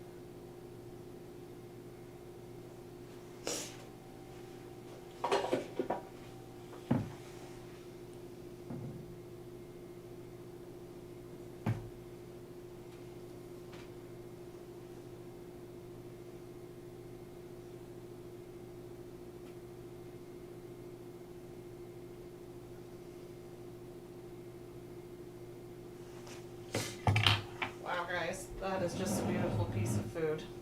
And I can eat it.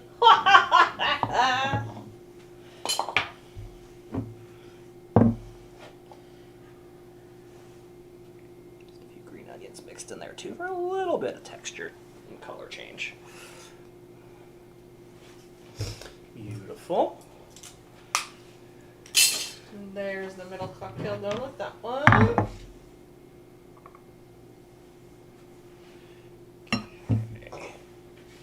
You notice we have a lot of glassware. Gnome and I used to travel a fair bit to breweries, wineries, distilleries, and we would enjoy ourselves rather much and tasting and finding new things and pairings. And we also would tend to collect glassware. It was kind of a thing we did. Like you said, we had a child. That is kind of not the case anymore. And, well, I mean, we still do a lot of things with her that we really love, but don't quite have the freedom that we had.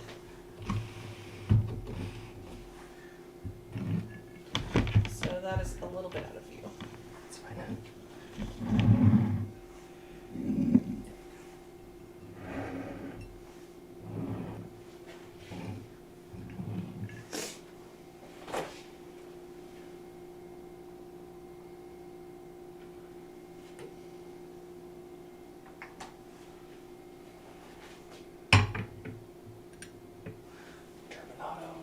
It is right there next to the honey.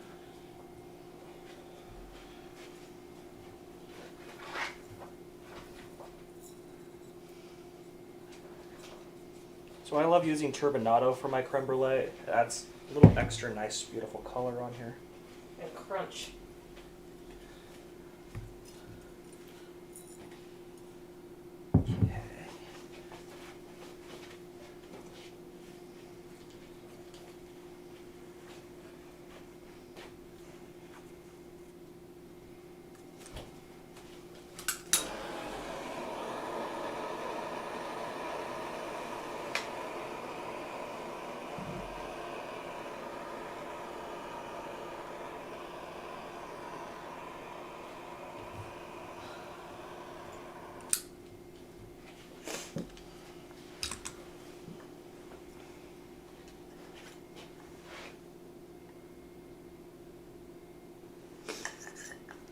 A little bit more red brightness, but that'll work, I think.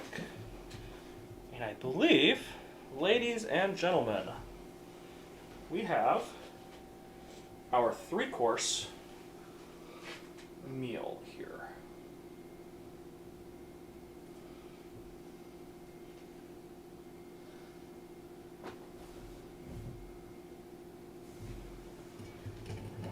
Closer together. Beautiful. Just like that. Again, the wife will make sure pictures of all this gets taken so we can put them onto all the places.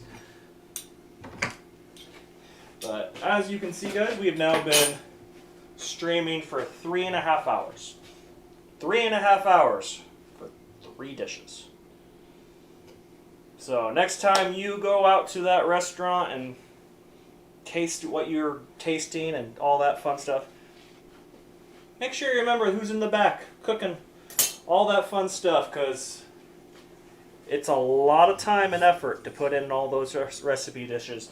And I mean, that's the cool thing. I made all this today. This is all stuff that just kind of came off the top of my head a few days ago when I was planning this. So imagine what somebody who's really putting all that effort in. I mean, a 3-course meal. 3-course meal is pretty cool. Imagine if we were doing a 10-course. So it's pretty cool here to be able to see all these little details that kind of come in to make these menus. I'm looking forward to getting to dig into this, and also the cleanup of all this. That's the other fun, the cleanup. But I hope you guys have all had fun getting to watch this and see as we kind of are building this. That's a piece of ginger snuck in there. But if anybody has any other questions, feel free to ask. Otherwise, I think the wife and I are going to start digging into this here. Again, most of this stuff we've never cooked before. We have no idea how it's all going to pair together. It's all kind of this knowing and learning as you kind of go. Greek place in Portland is insane. $250. Oh yeah. Next time you're in Seattle, Chill Factor, try Canless in Seattle. I think it's a 10-course tasting menu, and it is, last time I want to say it was about $150. It's probably the closest restaurant in Seattle to having like beautiful, like amazing food. But it's a very, very French. How do you spell it? Canlis, Canlis. Highly recommend. They are amazing. They had a new chef a few years ago, and there was a lot of fight back because he tried to put a lot of Asian fusion stuff into the classic French, but I highly recommended it. Thank you for the follow, sir. I appreciate it. The Brooklyn and Seattle, amazing. Oh, yes. So we lost so many amazing restaurants in Seattle, in all over the world during the pandemic. It was very unfortunate. If you ever make it down to Tacoma as well, the Table in Tacoma, fantastic restaurant. They just got nominated for a James Beard Award Best Chef, which is fantastic for Seattle to happen.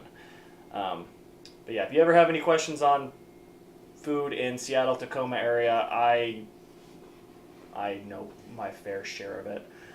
I've cooked in most of those kitchens around, just learning and growing and having fun. So, otherwise, I think the wife and I are about to start digging in here. As much as I love to eat on camera, I mean, you're more than welcome to watch us, but Yeah, no. it's about to get ugly because this looks fantastic. Again, thank you all for being here today. I appreciate every one of you stopping by, saying hello. Again, I hope to see you guys. I want to do more cooking streams. Having the viewership today has definitely made this more entertaining for sure. Thank you again. We hopefully will be back as much as we can on cooking streams. Obviously, the child makes cooking streams a little more crazy because setting aside 3.5 hours without a child running around crazy is difficult. But yeah, again, thank you all. And we are going to sit down and eat. And I got to cook duck stock eventually here because it's just sitting here watching me. We're going to do a raid, though. We're going to raid somebody. Who are you raiding? Who do you want to raid? Let's raid Mr. 360 Chrism. He's playing some Super Mario 64 right now, and he's a great guy. So go ahead and click on that one. There we go. We're going to go ahead and start that raid, my friends. Thank you again for being here, and let's go ahead and push that raid button. I know it's going to take a second here, but oh boy. Again, thank you, my friends. Hope you have fun. Bye.